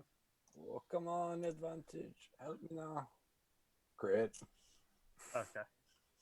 I didn't think it was going to work, but I didn't have anything more intelligent to do. Yeah, it was worth a go. Yeah. I mean, you couldn't. I know you can't cast fly again. You've already done it once. Yeah. That's unfortunate. All right, that's your turn. Leela, you see? Actually, no, you can't see them. They're also your dark vision range. You just seen three massive explosions of fireballs up in the air. But it's like distracted. The carpet is just coming down towards you very slowly. Okay.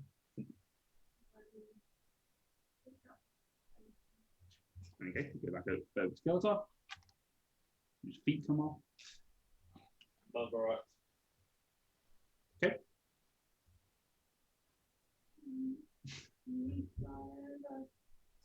Where? Oh, I don't know. So I have to do the questions. You can fly up towards them, yeah. Start making your way up there. Or am I still? No, I didn't see what happened to people there. No. All you know is the dragon form. There is no dragon form, but it's beyond your range of sight. I will stay near the roof of the houses because she's not probably going to stay up there. She'll be near the ground. Okay. Tell us all. I'll put a healing word into this one. Okay. 7. All right, Kiphina. I'm going to thunder step. Okay. 90 feet in whatever is a good direction. I mean, I don't know the layout of the city. What seems like a good direction to float down onto? I mean, not up. That's about as good as I can say. There is no. They don't have a pillow quarter. No. But I mean, I'm floating down. I'm not worried about. Hammock factory? not this time, unfortunately. Problem is, the hammock factory, you land on it and you go boing straight back up again. I mean, 90 foot close to the ground, however you want to go there. No, not closer to the ground. I want to go horizontal to the ground, just 90 feet away. I mean, it's not going to make much difference. It's a city. So, it's a city and you're falling with featherfall, so you're probably okay. All right, but you leave him behind. It's not. He needs to make a dex save for the damage, though. Still immune to damage because he's a. Right, yeah. I'm cool with that. However, he now goes, "Ah!" And from the two of you is.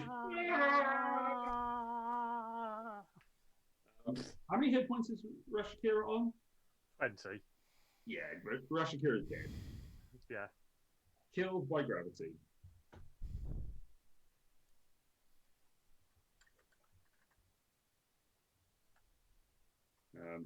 At this point, Cedric and family come round the corner.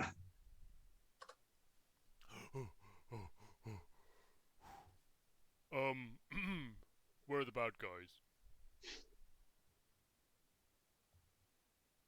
Also, the entire city's trying to kill the dragon.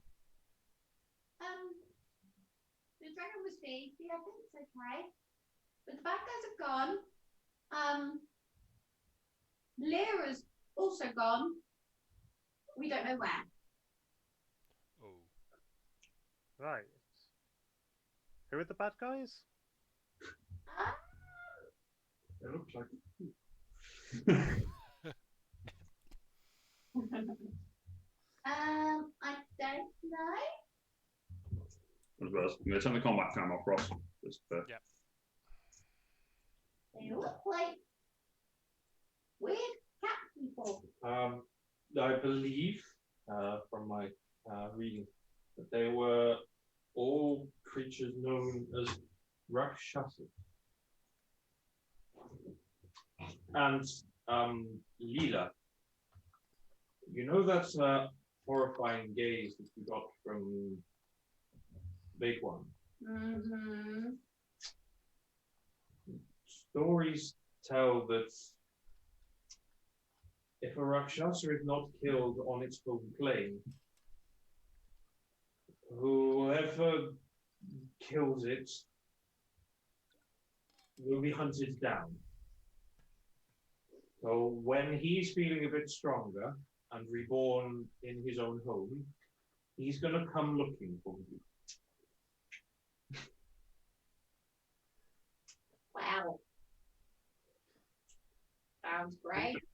Do your readings or tales tell you how long that might take, or what they might have done with Lyra? Can take months or years. It can take a fair amount of time. Would I have any idea what he might have done with it? Make an Arcana check. Oh, Jordan. I'm going to focus on one problem at a time. Yeah, it's not a tomorrow problem. Most likely. Oh God, no. Ew. 8. Magic. They did magic to Lyra. Magic happens to Lyra, and Lyra is now no longer here. But hopefully not dead. I don't know. I wouldn't have thought so, but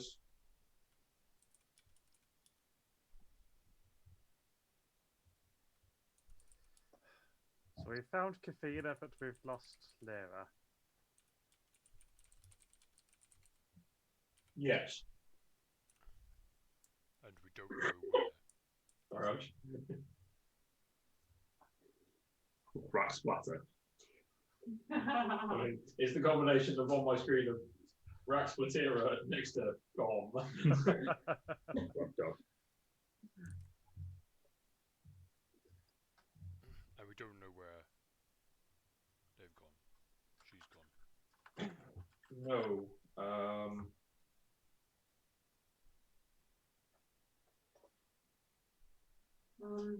I suspect it's not anywhere near here. Because she just kind of vanished. Maybe if we ask nicely, the crystallites at Gaia's temple will let us use the mirrors to find her again? I mean, it's That's true. might help.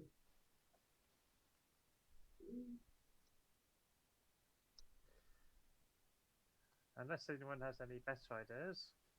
I cannot think of any way of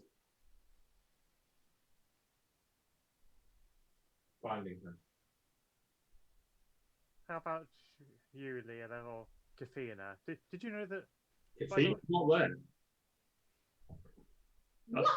Kiphina teleported herself 90 feet away from where you are. She has landed somewhere else in the city. Fish doesn't want to be found. But we need her. Where are they? So Abby's head just appears. Just like,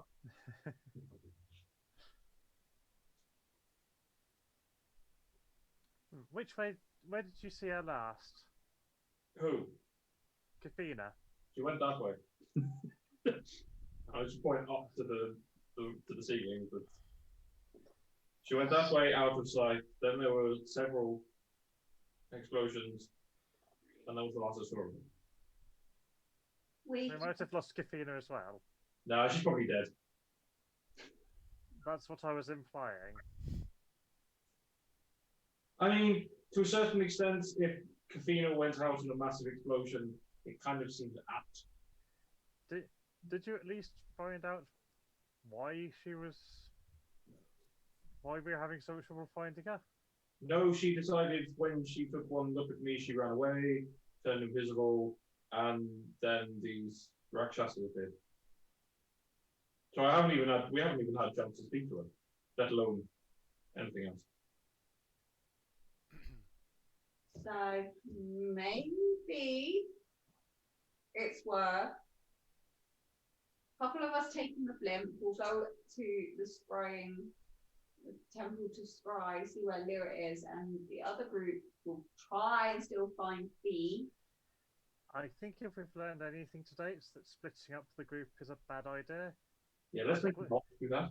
I think we should all stay together and try to find Kiphina.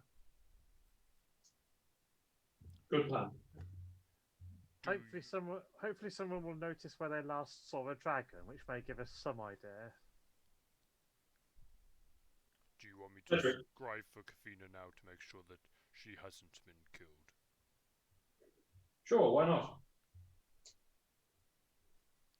I It only takes like I a will minute. scry on Kiphina. Okay, Kiphina, make a wisdom saving throw.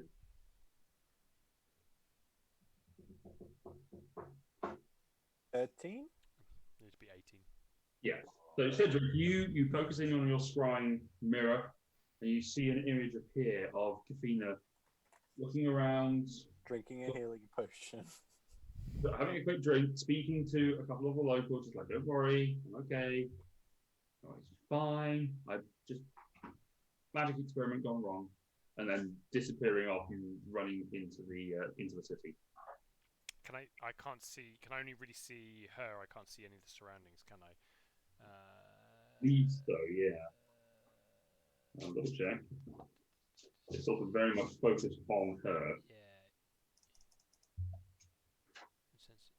The spell casts invisible sensor. You can see and hear through the sensor's view with there. The sensor moves with the target remaining within 10 feet of it.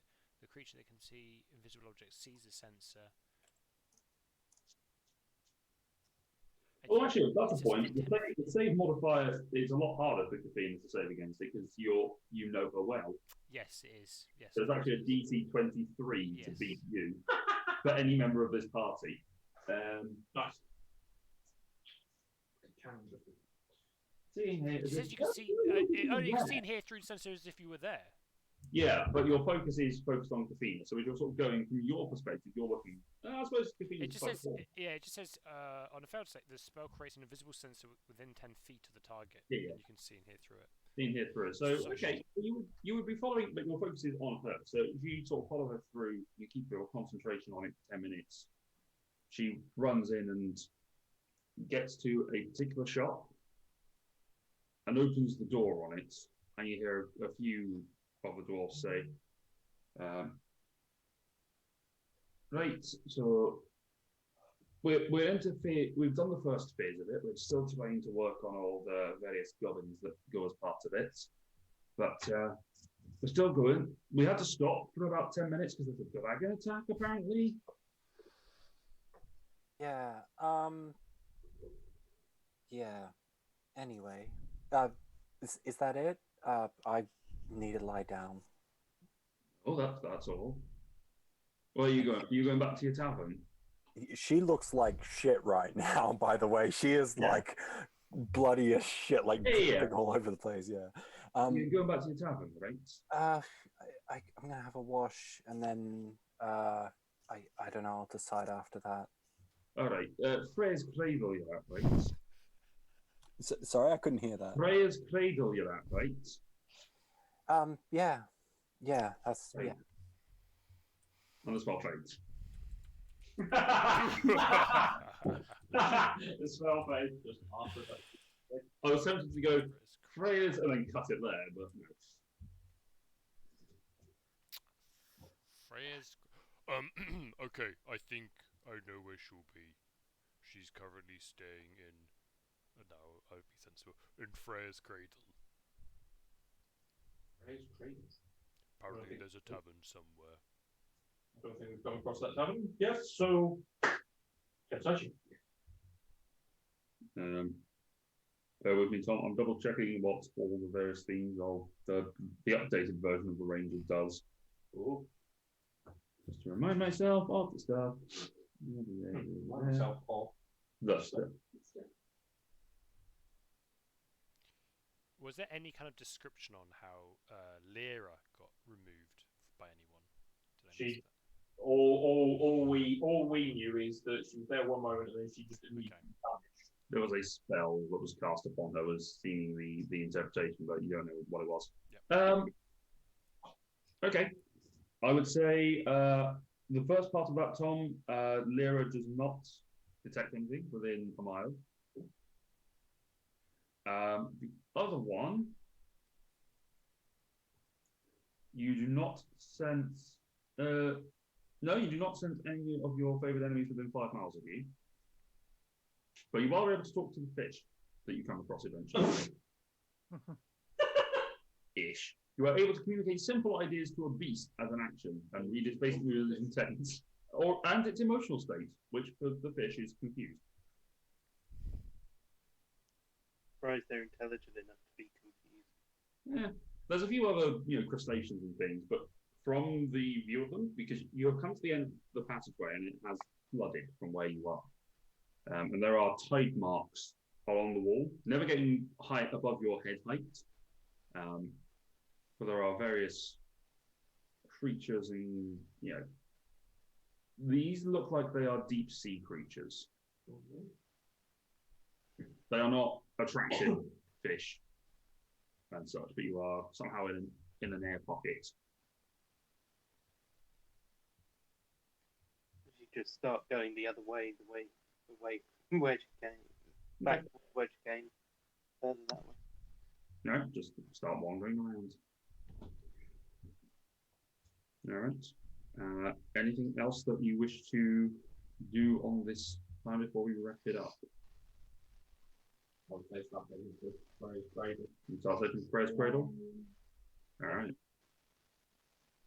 So, as the majority of the parcel heads for Freya's cradle, one knowing exactly where they're going, the others not entirely certain. Another explores in the darkness, alone and lost, unsure of where they are. Sorry, I'm just crackers going in. Unsure where she is, and unsure how she's going to get back. And that is where we'll pick up next week. That's interesting. That's confusing. Can we see the original battle? Can we see the original battle map? Sorry, I don't want your work to go to waste. And you said you had to draw an improv one because. I mean, yeah, but the only difference was that I partly expected you not to find them. So the Rakshasa, one Rakshasa was going to attack Kiphina in her hotel room. The other three were going to attack the party in the keep. Why does it look like there's a box for Wi-Fi? This one? No. The stairs. The stairs. It's stairs. Yeah, it looks like Wi-Fi. Oh yeah, that's cool. This room has Wi-Fi. It's got a great one-land section. That's what Kiphina's actually been up to. She's been inventing Wi-Fi. Creating Wi-Fi. Making the internet. So we do Revolutionary. we just WhatsApp Lyra and be like, yo, where are you? That bitch. So we will pick that up next time and see where that will lead us. Thank you very much for joining us, everyone. And thank you, Dom and Ross, for being my minions and my pawns and making life easy for me. Oh, that was fun. Got to do some slashing. Yeah. And we will we'll pick that up next time and see where we shall go from there. Tom will have some discussions and see what we're going to do in the interim. But until then, thank you very much for joining us. Take care of yourselves, everyone. Stay safe out there. And we'll see you next time. Good night, everyone.